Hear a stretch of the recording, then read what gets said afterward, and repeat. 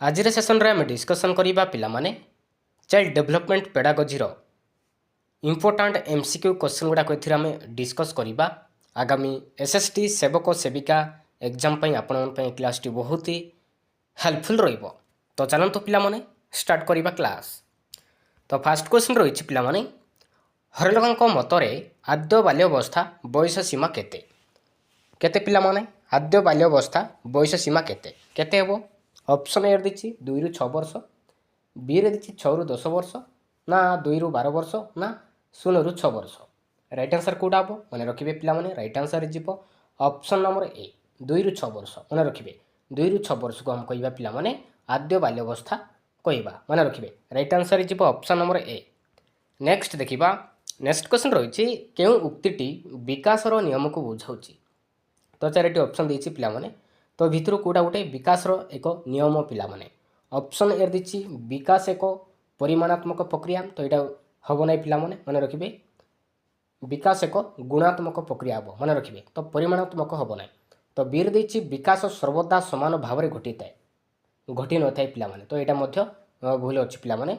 तो सी रे दी विकास समाज केन्द्रिक अटे। तो यहाँ भूल अच्छी। डी रे देखो विकास एक धारावाहिक प्रक्रिया। तो यहाँ ठीक अच्छी मन रखिए। तो विकास नियम को बुझाऊँ विकास एक धारावाहिक प्रक्रिया मन रखिए। राइट आंसर हो ऑप्शन नंबर डी।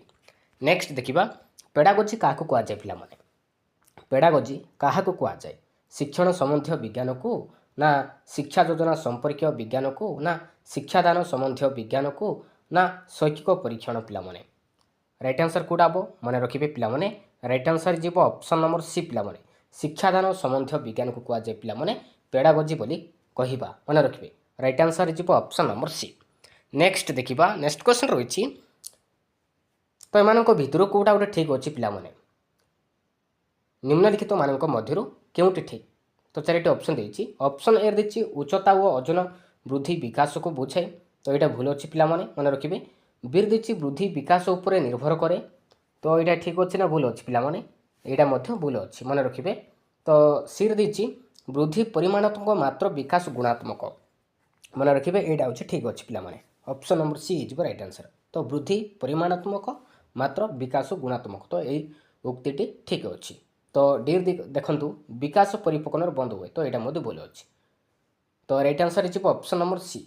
नेक्स्ट देखिबा तो नेक्स्ट क्वेश्चन रही 12 ରୁ 14 वर्ष बयस को केउं अवस्था कहुए पिलामाने। 12 ରୁ 14 वर्ष बयस को केउं अवस्था कहुए कैशोर अवस्था ना प्रांत बाल्यावस्था ना आद्य परिणत अवस्था ना प्राक कैशोर अवस्था पिलामाने कौटा राइट आंसर। 12 ରୁ 14 वर्ष 12 ରୁ 14 वर्ष केउं अवस्था कहुए मन रखिए पिलामाने प्राक कैशोर अवस्था कहवा मन रखिए। तो राइट आंसर जीव option number D.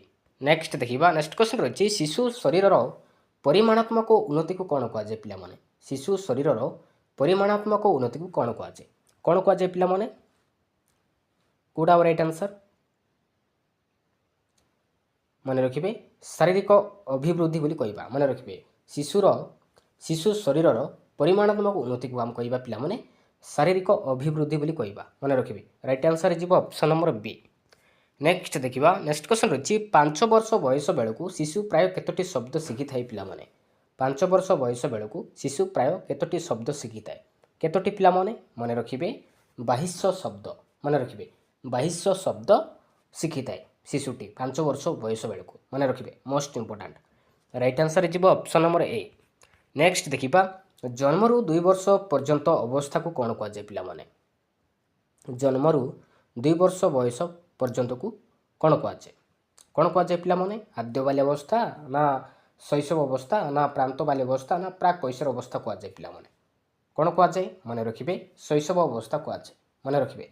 Right answer जीव ऑप्शन नंबर बी। नेक्स्ट देखिबा नेक्स्ट क्वेश्चन रही प्राय केते वर्ष बयस हेले शिशु अस्पष्ट खंडित भाव में केतेक कथा कहि पारे पिलामाने।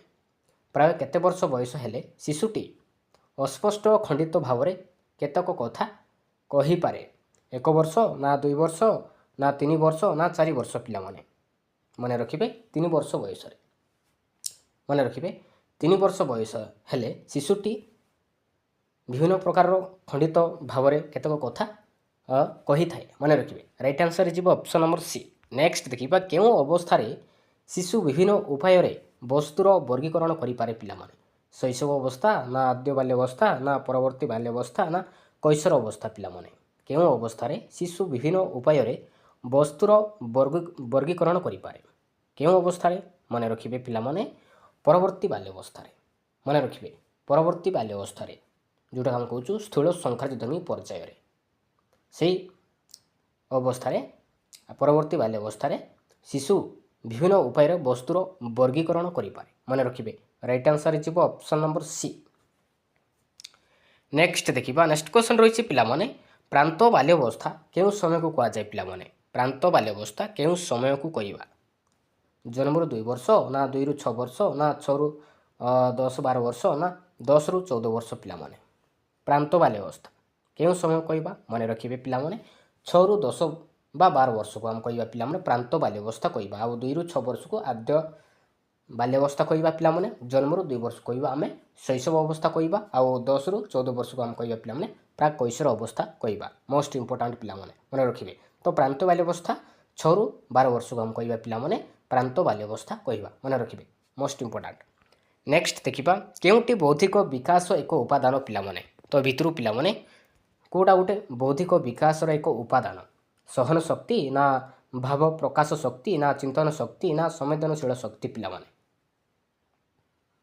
ମନେ ରଖିବେ ପିଲାମାନେ ଚିନ୍ତନ ଶକ୍ତି ମନେ ରଖିବେ ବୌଦ୍ଧିକ ବିକାଶର ଏକ ଉପାଦାନ ହେଉଛି ଚିନ୍ତନ ଶକ୍ତି ଯୁକ୍ତି ଶକ୍ତି କଳ୍ପନା ଶକ୍ତି ମନେ ରଖିବେ ଏସବୁ ଆସୁଛି ବୌଦ୍ଧିକ ବିକାଶର ଏକ ଉପାଦାନ ମନେ ରଖିବେ ତ ଚିନ୍ତନ ଶକ୍ତି ଯୋଗୁଁ ବୌଦ୍ଧିକ ବିକାଶର ଏକ ଉପାଦାନ ମନେ ରଖିବେ ରାଇଟ୍ ଆନ୍ସର ଯିବ ଅପସନ୍ ନମ୍ବର ସି।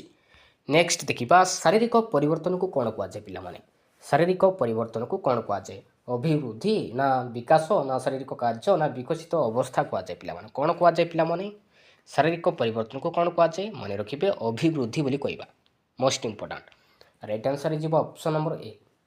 ନେକ୍ସଟ ଦେଖିବା ନେକ୍ସଟ କ୍ୱେଶ୍ଚନ୍ ରହିଛି 6 ରୁ 12 ବର୍ଷ ବୟସକୁ କେଉଁ ଅବସ୍ଥା କୁହାଯାଏ ପିଲାମାନେ ତ ଏବେ ଆମେ ଡିସ୍କସନ୍ କରିଥିଲେ 6 ରୁ 12 ବର୍ଷକୁ କେଉଁ ଅବସ୍ଥା କହିବା ମନେ ରଖିବେ ପିଲାମାନେ 6 ରୁ 12 ବର୍ଷକୁ ଆମେ କହିବା ପିଲାମାନେ ପ୍ରାନ୍ତ ବାଲ୍ୟାବସ୍ଥା ମନେ ରଖିବେ ମୋଷ୍ଟ ଇମ୍ପୋର୍ଟାଣ୍ଟ ପ୍ରାନ୍ତ ବାଲ୍ୟାବସ୍ଥା ଆଉ କୈଶୋର ଅବସ୍ଥା ହେଉଛି ପିଲାମାନେ 10 ରୁ 18 ବା 19 ବର୍ଷକୁ ଆଉ ଶୈଶବ ଅବସ୍ଥା ହେଉଛି ପିଲାମାନେ ଜନ୍ମରୁ 2 ବର୍ଷ ଆଉ ପ୍ରାକ୍ କୈଶୋର ଅବସ୍ଥା ହେଉଛି ପିଲାମାନେ 10 ରୁ 14 ବର୍ଷକୁ ଆମେ କହିବା ପ୍ରାକ୍ କୈଶୋର ଅବସ୍ଥା ମୋଷ୍ଟ ଇମ୍ପୋର୍ଟାଣ୍ଟ ତ ରାଇଟ୍ ଆନ୍ସର ଯିବ ଅପସନ୍ ନମ୍ବର ଏ ପିଲାମାନେ। ତ ନେକ୍ସଟ କ୍ୱେଶ୍ଚନ୍ ଦେଖିବା ନେକ୍ସଟ କ୍ୱେଶ୍ଚନ୍ ରହିଛି ପିଲାମାନେ କେଉଁଟି ଜୈବିକ ପରିବର୍ତ୍ତନ ନୁହେଁ ତ ଭିତରୁ ପିଲାମାନେ କେଉଁଟା ଗୋଟେ ଜୈବିକ ପରିବର୍ତ୍ତନ ନୁହେଁ ପିଲାମାନେ ସାନରୁ ବଡ଼ ହେବା ନା ବର୍ଜ୍ୟବସ୍ତୁ ତ୍ୟାଗ କରିବା ନା ଖାଦ୍ୟ ଗ୍ରହଣ କରିବା ନା ସମବୟସମାନଙ୍କ ସହ ମିଳାମିଶା କରିବା ତ ଭିତରୁ କେଉଁଟା ଗୋଟେ ଜୈବିକ ପରିବର୍ତ୍ତନ ନୁହେଁ ତ ସାନରୁ ବଡ଼ ହେବା ତ ଏଇଟା ହେଉଛି ପିଲାମାନେ ଜୈବିକ ପରିବର୍ତ୍ତନ ବର୍ଜ୍ୟବସ୍ତୁ ତ୍ୟାଗ କରିବା ଏଇଟା ମଧ୍ୟ ଗୋଟେ ଜୈବିକ ପରିବର୍ତ୍ତନ ପିଲାମାନେ ଖାଦ୍ୟ ଗ୍ରହଣ କରିବା ଏଇଟା ମଧ୍ୟ ଗୋଟେ ଜୈବିକ ପରିବର୍ତ୍ତନ କିନ୍ତୁ ସମବୟସ୍କମାନଙ୍କ ସହ ମିଳାମିଶା କରିବା ଏଇଟା କିନ୍ତୁ ପିଲାମାନେ ଜୈବିକ ପରିବର୍ତ୍ତନ ନୁହେଁ ମନେ ରଖିବେ ରାଇଟ୍ ଆନ୍ସର ଯିବ ଅପସନ୍ ନମ୍ବର ଡି। ନେକ୍ସଟ ଦେଖିବା ନେକ୍ସଟ କ୍ୱେଶ୍ଚନ୍ ରହିଛି ପିଲାମାନେ 10 ରୁ 14 ବର୍ଷ ବୟସ ପର୍ଯ୍ୟନ୍ତ ସମୟକୁ କେଉଁ ଅବସ୍ଥା କହିବା ପିଲାମାନେ କେଉଁ ଅବସ୍ଥା କହିବା ପ୍ରାକ୍ କୈଶୋର ଅବସ୍ଥା କହିବା ନା ପ୍ରାକ୍ କୈଶୋର ଅବସ୍ଥା କହିବା ଆଉ 3 ରୁ 6 ବର୍ଷ କହିବା ପିଲାମାନେ ଆଦ୍ୟ ବାଲ୍ୟାବସ୍ଥା କହିବା ଆଉ କୈଶୋର ଅବସ୍ଥା କହିବା ପିଲା 10 ରୁ 18 ବର୍ଷକୁ ଆଉ ଆଦ୍ୟ ପ୍ରଣୀତ ଅବସ୍ଥାକୁ କହିବା ପିଲା 18 ରୁ 40 ବର୍ଷକୁ ମନେ ରଖିବେ ତ ରାଇଟ୍ ଆନ୍ସର ଯିବ ଅପସନ୍ ନମ୍ବର ବି। ନେକ୍ସଟ ଦେଖିବା ପିଲାମାନେ ପିଲାଟିର ଶରୀର ଓଜନ ବଢ଼ିବା କେଉଁ ପ୍ରକାରର ବିକାଶକୁ ସୂଚାଇଥାଏ ପିଲାମାନେ ପିଲାଟିର ଶରୀରର ଓଜନ ବଢ଼ିବା କେଉଁ ପ୍ରକାରର ବିକାଶକୁ ସୂଚାଇଥାଏ ମାନସିକ ନା ଶାରୀରିକ ନା ବୌଦ୍ଧିକ ନା ଆବେଗିକ ପିଲାମାନେ ମନେ ରଖିବେ ପିଲାମାନେ ଶାରୀରିକ ପିଲାମାନେ ପିଲାଟିର ଶରୀର ଓଜନ ବଢ଼ିବା ଶାରୀରିକ ବିକାଶକୁ ସୂଚାଇଥାଏ ମୋଷ୍ଟ ଇମ୍ପୋର୍ଟାଣ୍ଟ ରାଇଟ୍ ଆନ୍ସର ଯିବ ଅପସନ୍ ନମ୍ବର ବି। ତ ନେକ୍ସଟ କ୍ୱେଶ୍ଚନ୍ ଦେଖିବା ପିଲାମାନେ ନିମ୍ନଲିଖିତ ମଧ୍ୟରୁ ଶରୀରର ଅଙ୍ଗ ପ୍ରତ୍ୟଙ୍ଗର କାର୍ଯ୍ୟ କରିବାର କ୍ଷମତାରେ ଉନ୍ନତି ଘଟିବା କ'ଣ ସୂଚାଇଥାଏ ପିଲାମାନେ ବୃଦ୍ଧି ନା ବିକାଶ ନା ପରିପକ୍ୱତା ନା ଉପରୋକ୍ତ ମଧ୍ୟରୁ କେଉଁଟି ନୁହେଁ ପିଲାମାନେ ନିମ୍ନଲିଖିତ ମାନଙ୍କ ମଧ୍ୟରୁ ଶରୀରର ଅଙ୍ଗ ପ୍ରତ୍ୟଙ୍ଗର କାର୍ଯ୍ୟ କରିବାର କ୍ଷମତାର ଉନ୍ନତି ଘଟିବା କ'ଣ ସୂଚାଇଥାଏ ପିଲାମାନେ ବିକାଶ ନା ବିକାଶ ପିଲାମାନେ ରାଇଟ୍ ଆନ୍ସର ଯିବ ଅପସନ୍ ନମ୍ବର ବି। ତ ନେକ୍ସଟ ଦେଖିବା କେଉଁଟି ପରିମାଣାତ୍ମକ ପରିବର୍ତ୍ତନକୁ ବୁଝାଏ ପିଲାମାନେ ତ ଏ ଭିତରୁ ପିଲାମାନେ କେଉଁଟା ଗୋଟେ ପରିମାଣାତ୍ମକ ପରିବର୍ତ୍ତନକୁ ବୁଝାଇଥାଏ ବିକାଶ ନା ପରିପକ୍ୱତା ନା ବୃଦ୍ଧି ନା ଉପରୋକ୍ତ ମଧ୍ୟରୁ କେଉଁଟି ନୁହେଁ କେଉଁଟା ହେବ ପିଲାମାନେ ମନେ ରଖିବେ ବୃଦ୍ଧି ନା ବୃଦ୍ଧି ପିଲାମାନେ ବୃଦ୍ଧି ପରିମାଣାତ୍ମକ ପରିବର୍ତ୍ତନକୁ ବୁଝାଏ ଆଉ ବିକାଶ ହେଉଛି ପିଲାମାନେ ଗୁଣାତ୍ମକ ପରିବର୍ତ୍ତନକୁ ବୁଝାଇଥାଏ। ମନେ ରଖିବେ ରାଇଟ୍ ଆନ୍ସର୍ ହେଇଯିବ ଅପସନ୍ ନମ୍ବର ଏ। ନେକ୍ସଟ ଦେଖିବା ବିକାଶ କହିଲେ ଆମେ କ'ଣ ବୁଝିବା ପିଲାମାନେ? ବିକାଶ କହିଲେ ଆମେ କ'ଣ ବୁଝିବା? ପରିମାଣାତ୍ମକ ପରିବର୍ତ୍ତନ ନା ଗୁଣାତ୍ମକ ପରିବର୍ତ୍ତନ ନା ପରିମାଣାତ୍ମକ ଗୁଣାତ୍ମକ ପରିବର୍ତ୍ତନ ନା ଉପରୋକ୍ତ ମଧ୍ୟରୁ କେଉଁଟି ନୁହେଁ? ବିକାଶ କହିଲେ ଆମେ କ'ଣ ବୁଝିବା ପିଲାମାନେ? ଗୁଣାତ୍ମକ ପରିବର୍ତ୍ତନକୁ ନା ଗୁଣାତ୍ମକ ପରିବର୍ତ୍ତନକୁ ବୁଝିବା ଆଉ ବୃଦ୍ଧି ହେଉଛି ପରିମାଣାତ୍ମକ ପରିବର୍ତ୍ତନକୁ ବୁଝିବା। ମନେ ରଖିବେ ତ ରାଇଟ୍ ଆନ୍ସର୍ ହେଇଯିବ ଅପସନ୍ ନମ୍ବର ବି। ନେକ୍ସଟ ଦେଖିବା ନେକ୍ସଟ କ୍ୱେଶ୍ଚନ୍ ରହିଛି ପିଲାମାନେ କେଉଁଟି ବୃଦ୍ଧିର ଏକ ଉଦାହରଣ ଅଟେ ପିଲାମାନେ? ତ ଏ ଭିତରୁ କେଉଁଟା ଗୋଟେ ବୃଦ୍ଧିର ଏକ ଉଦାହରଣ ଅଟେ? ଶରୀରର ଉଚ୍ଚତା ବୃଦ୍ଧି ନା କଥା ନ କହିପାରି କାନ୍ଦିବା ନା ଖଟ ଓ କାନ୍ଥ ଧରି ଛିଡ଼ା ହେବା ନା ଉପରୋକ୍ତ ସମସ୍ତ କ୍ରିୟା ପିଲାମାନେ? କେଉଁଟା ରାଇଟ୍ ଆନ୍ସର୍? ମନେ ରଖିବେ ଶରୀରର ଉଚ୍ଚତା ବୃଦ୍ଧି ପିଲାମାନେ ତ ଏଇଟା ହେଉଛି ଗୋଟେ ବୃଦ୍ଧିର ଏକ ଉଦାହରଣ ନା। ମନେ ରଖିବେ ତ ବୃଦ୍ଧିର ଏକ ଉଦାହରଣ ହେଇଯିବ ପିଲାମାନେ ଏକ୍ଜାମ୍ପଲ୍ ହେଇଯିବ ଶରୀରର ଉଚ୍ଚତା ବୃଦ୍ଧି ହେବା। ମନେ ରଖିବେ ତ ରାଇଟ୍ ଆନ୍ସର୍ ହେଇଯିବ ଅପସନ୍ ନମ୍ବର ଏ। ତ ନେକ୍ସଟ ଦେଖିବା କେଉଁଟି ଶିକ୍ଷକ ଶ୍ରେଣୀ କକ୍ଷରେ ଚେଷ୍ଟା ଦ୍ୱାରା ପିଲାମାନଙ୍କ କ୍ଷେତ୍ରରେ ପରିବର୍ତ୍ତନ ଆଣିପାରିବେ? କେଉଁଟି ଶିକ୍ଷକ ଶ୍ରେଣୀ କକ୍ଷରେ ଚେଷ୍ଟା ଦ୍ୱାରା ପିଲାମାନଙ୍କ କ୍ଷେତ୍ରରେ ପରିବର୍ତ୍ତନ ଆଣିପାରିବେ? ଶରୀରର ରଙ୍ଗ ନା ଶାରୀରିକ ଗଠନ ନା ଲେଖିବାର ଶୈଳୀ ନା ଉପରୋକ୍ତ ମଧ୍ୟରୁ କେଉଁଟି ନୁହେଁ? କେଉଁଟା ରାଇଟ୍ ଆନ୍ସର୍? ମନେ ରଖିବେ ପିଲାମାନେ ଲେଖିବା ଶୈଳୀ ନା ଲେଖିବା ଶୈଳୀ ପିଲାମାନେ। ମନେ ରଖିବେ ଶିକ୍ଷକ ଶ୍ରେଣୀ କକ୍ଷରେ ଚେଷ୍ଟା ଦ୍ୱାରା ପିଲାମାନଙ୍କ କ୍ଷେତ୍ରରେ କ'ଣ ପରିବର୍ତ୍ତନ ଆଣିପାରିବେ? ନା ଲେଖିବାର ଶୈଳୀ ପରିବର୍ତ୍ତନ ଆଣିପାରିବେ। ମନେ ରଖିବେ ରାଇଟ୍ ଆନ୍ସର୍ ହେଇଯିବ ଅପସନ୍ ନମ୍ବର ସି। ତ ନେକ୍ସଟ ଦେଖିବା ବ୍ୟକ୍ତିର ଜନ୍ମଠାରୁ ମୃତ୍ୟୁ ପର୍ଯ୍ୟନ୍ତ ଜାରି ରହିଥିବା ପ୍ରକ୍ରିୟାଟି କ'ଣ ପିଲାମାନେ? ବ୍ୟକ୍ତିର ଜନ୍ମଠାରୁ ମୃତ୍ୟୁ ପର୍ଯ୍ୟନ୍ତ ଜାରି ରହିଥିବା ପ୍ରକ୍ରିୟାଟି କ'ଣ? ଶରୀରର ବୃଦ୍ଧି ନା ବିକାଶ ନା ଉଭୟ ଏ ଓ ବି ନା ଉପରୋକ୍ତ ମଧ୍ୟରୁ କେଉଁଟି ନୁହେଁ ପିଲାମାନେ? କେଉଁଟା ରାଇଟ୍ ଆନ୍ସର୍? ବିକାଶ ନା ବିକାଶ ପିଲାମାନେ ଶରୀର ବୃଦ୍ଧି ହେବ ନାହିଁ ବିକାଶ। ମନେ ରଖିବେ ବ୍ୟକ୍ତିର ଜନ୍ମଠାରୁ ମୃତ୍ୟୁ ପର୍ଯ୍ୟନ୍ତ ଜାରି ରହିଥିବା ପ୍ରକ୍ରିୟାଟି ହେଉଛି ବିକାଶ ନା ଡେଭଲପ୍ ନା। ମନେ ରଖିବେ ତ ବିକାଶ ରାଇଟ୍ ଆନ୍ସର୍ ହେଇଯିବ ଅପସନ୍ ନମ୍ବର ବି। ତ ନେକ୍ସଟ ଦେଖିବା କେଉଁଟି ବିକାଶର ନିୟମ ଅନ୍ତର୍ଭୁକ୍ତ ପିଲାମାନେ? ତ ଭିତରୁ କେଉଁଟା ଗୋଟେ ବିକାଶର ଏକ ନିୟମକୁ ବୁଝାଉଛି? ବିକାଶ ବ୍ୟକ୍ତି କୈନ୍ଦ୍ରିକ ଅଟେ ନା ବିକାଶ ଏକ ଧାରାବାହିକ ପ୍ରକ୍ରିୟା ନୁହେଁ ନା ଉଭୟ ଏ ଓ ବି ନା ଉପରୋକ୍ତ ମଧ୍ୟରୁ କେଉଁଟି ନୁହେଁ? କେଉଁଟା ପିଲାମାନେ? ମନେ ରଖିବେ ବିକାଶ ବ୍ୟକ୍ତି କୈନ୍ଦ୍ରିକ ଅଟେ ଏଇଟା ହେଉଛି ପିଲାମାନେ ବିକାଶର ନିୟମକୁ ବୁଝାଉଛି।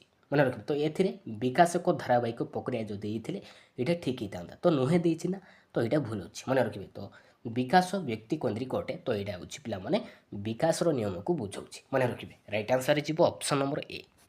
ନେକ୍ସଟ ଦେଖିବା ବ୍ୟକ୍ତିର ବୃତ୍ତିଗତ ନିପୁଣତା କେଉଁ ନିୟମ ସହ ସମ୍ପୃକ୍ତ ପିଲାମାନେ? ବ୍ୟକ୍ତିର ବୃତ୍ତିଗତ ନିପୁଣତା କେଉଁ ନିୟମ ସହ ସମ୍ପୃକ୍ତ? ଧାରାବାହିକ ପ୍ରକ୍ରିୟା ନା ବ୍ୟକ୍ତି କୈନ୍ଦ୍ରିକ ନା ବଂଶଗତ ନା ଉପରୋକ୍ତ ମଧ୍ୟରୁ କେଉଁଟି ନୁହେଁ ପିଲାମାନେ? କେଉଁଟା ରାଇଟ୍ ଆନ୍ସର୍? ମନେ ରଖିବେ ଧାରାବାହିକ ପ୍ରକ୍ରିୟା ପିଲାମାନେ। ମନେ ରଖିବେ ବ୍ୟକ୍ତିର ବୃତ୍ତିଗତ ନିପୁଣତା ଧାରାବାହିକ ପ୍ରକ୍ରିୟା ନିୟମ ସହ ସମ୍ପୃକ୍ତ ହୋଇଛି। ମନେ ରଖିବେ ରାଇଟ୍ ଆନ୍ସର୍ ହେଇଯିବ ଅପସନ୍ ନମ୍ବର ଏ। ନେକ୍ସଟ ଦେଖିବା କେଉଁଟି ବ୍ୟକ୍ତିଗତ ପ୍ରଭେଦ ଶ୍ରେଣୀଭୁକ୍ତ ନୁହେଁ ପିଲାମାନେ? ତ ଏ ଭିତରୁ କେଉଁଟା ଗୋଟେ ବ୍ୟକ୍ତିଗତ ପ୍ରଭେଦର ଏକ ଶ୍ରେଣୀଭୁକ୍ତ ନୁହେଁ? କେଉଁଟା ନୁହେଁ ପିଲାମାନେ? ଯୌବନ ପ୍ରାପ୍ତ ନା ଉଚ୍ଚତା ପ୍ରଭେଦ ନା ଲିଖନ ଶୈଳୀ ନା ଉପରୋକ୍ତ ମଧ୍ୟରୁ କେଉଁଟି ନୁହେଁ ପିଲାମାନେ? କେଉଁଟା ରାଇଟ୍ ଆନ୍ସର୍? ମନେ ରଖିବେ ତ ଉପରୋକ୍ତ ମଧ୍ୟରୁ କେଉଁଟି ନୁହେଁ ପିଲାମାନେ? ମନେ ରଖିବେ ରାଇଟ୍ ଆନ୍ସର୍ ହେଇଯିବ ଅପସନ୍ ନମ୍ବର ଡି। ତ ବ୍ୟକ୍ତିଗତ ପ୍ରଭେଦ ହେଉଛି ଯୌବନ ପ୍ରାପ୍ତ ହେବ ଉଚ୍ଚତା ପ୍ରଭେଦ ଲିଖନ ଶୈଳୀ ତ ସବୁ ଯାକ ବ୍ୟକ୍ତିଗତ ପ୍ରଭେଦ ତ ଏଥିରେ ନୁହେଁ ଦେଇଛି ପିଲାମାନେ ତ ଉପରୋକ୍ତ ମଧ୍ୟରୁ କୌଣସିଟି ନୁହେଁ। ରାଇଟ୍ ଆନ୍ସର୍ ହେଇଯିବ ଅପସନ୍ ନମ୍ବର ଡି। ନେକ୍ସଟ ଦେଖିବା କେଉଁ ପର୍ଯ୍ୟାୟରେ ବିକାଶର ବେଗ ଦ୍ରୁତ ହୋଇଥାଏ ପିଲାମାନେ? କେଉଁ ପର୍ଯ୍ୟାୟରେ ବିକାଶର ବେଗ ଦ୍ରୁତ ହୋଇଥାଏ? ଶୈଶବ ଅବସ୍ଥାରେ ନା ପ୍ରାୟ କୈଶୋର ଅବସ୍ଥାରେ ନା କୈଶୋର ଅବସ୍ଥାରେ ନା ପ୍ରୌଢ଼ାବସ୍ଥା ପିଲାମାନେ? କେଉଁଟା ରାଇଟ୍ ଆନ୍ସର୍? ମନେ ରଖିବେ ପିଲାମାନେ ଶୈଶବ ଅବସ୍ଥାରେ। ମନେ ରଖିବେ ଶୈଶବ ଅବସ୍ଥାରେ ବା ଯେଉଁଟାକି ସମେଧିକାରକ ପର୍ଯ୍ୟାୟରେ ବିକାଶର ବେଗ ଦ୍ରୁତ ହୋଇଥାଏ। ତ ଶୈଶବ ଅବସ୍ଥା ବୟସ ସୀମା କେତେ ପିଲା? ଜନ୍ମ ଠାରୁ 2 ବର୍ଷ। ମନେ ରଖିବେ ତାକୁ ଆମେ କହିବା ଶୈଶବ ଅବସ୍ଥା କହିବା ତାକୁ ଆମେ ମଧ୍ୟ କହିବା ସମ୍ବେଦନଶୀଳ ପର୍ଯ୍ୟାୟ କହିବା। ମନେ ରଖିବେ ତ ରାଇଟ୍ ଆନ୍ସର୍ ହେଇଯିବ ଅପସନ୍ ନମ୍ବର ଏ ପିଲାମାନେ। ନେକ୍ସଟ ଦେଖିବା ଶିଶୁର ସାମାଜିକ ବିକାଶ କେଉଁ ଅବସ୍ଥାରେ ଆରମ୍ଭ ହୋଇଥାଏ ପିଲାମାନେ? ଶିଶୁର ସାମାଜିକ ବିକାଶ କେଉଁ ଅବସ୍ଥାରେ ଆରମ୍ଭ ହୋଇଥାଏ? ବାଲ୍ୟ ଅବସ୍ଥାରୁ ନା ଶୈଶବ ଅବସ୍ଥାରୁ ନା କୈଶୋର ଅବସ୍ଥାରୁ ନା ପରିଣତ ଅବସ୍ଥାରୁ ପିଲାମାନେ? ମୋଷ୍ଟ ଇମ୍ପୋର୍ଟାଣ୍ଟ କେଉଁଟା ରାଇଟ୍ ଆନ୍ସର୍? ମନେ ରଖିବେ ପିଲାମାନେ ରାଇଟ୍ ଆନ୍ସର୍ ହେଇଯିବ ଅପସନ୍ ନମ୍ବର ବି ଶୈଶବ ଅବସ୍ଥାରୁ। ମନେ ରଖିବେ ଶିଶୁର ସାମାଜିକ ବିକାଶ ଶୈଶବ ଅବସ୍ଥାରୁ ହିଁ ଆରମ୍ଭ ହୋଇଥାଏ। ମନେ ରଖିବେ ଜନ୍ମଠାରୁ 2 ବର୍ଷ ବା ଜନ୍ମରୁ ମନେ ରଖିବେ ଜନ୍ମରୁ ଶିଶୁର ସାମାଜିକ ବିକାଶ ଆରମ୍ଭ ହୋଇଥାଏ। ମନେ ରଖିବେ ରାଇଟ୍ ଆନ୍ସର୍ ହେଇଯିବ ଅପସନ୍ ନମ୍ବର ବି। ମନେ ରଖିବେ ନେକ୍ସଟ ଦେଖିବା ଶିଶୁ ତାହାର ଚାରିପାଖରେ ଥିବା ବ୍ୟକ୍ତିମାନଙ୍କ ସହ ସମ୍ପର୍କ ବଢ଼ାଇବା କେଉଁ ଦକ୍ଷତାକୁ ସୂଚାଇଥାଏ ପିଲାମାନେ? ଶିଶୁ ତାର ଚାରିପାଖରେ ଥିବା ବ୍ୟକ୍ତିମାନଙ୍କ ସହ ସମ୍ପର୍କ ବଢ଼ାଇବା କେଉଁ ଦକ୍ଷତାକୁ ସୂଚାଇଥାଏ? ମାନସିକ ନା ଶାରୀରିକ ନା ସାମାଜିକ ନା ଉପରୋକ୍ତ ମଧ୍ୟରୁ କେଉଁଠି ନୁହେଁ ପିଲାମାନେ? କେଉଁଟା ରାଇଟ୍ ଆନ୍ସର୍? ମନେ ରଖିବେ ସାମାଜିକ ନା ସାମାଜିକ ପିଲାମାନେ ଶିଶୁ ତାର ଚାରିପାଖରେ ଥିବା ବ୍ୟକ୍ତିମାନଙ୍କ ସହ ସମ୍ପର୍କ ବଢ଼ାଇବା ସାମାଜିକ ଦକ୍ଷତାକୁ ସୂଚାଇଥାଏ। ମନେ ରଖିବେ ରାଇଟ୍ ଆନ୍ସର୍ ହେଇଯିବ ଅପସନ୍ ନମ୍ବର ସି। ଦେଖିବା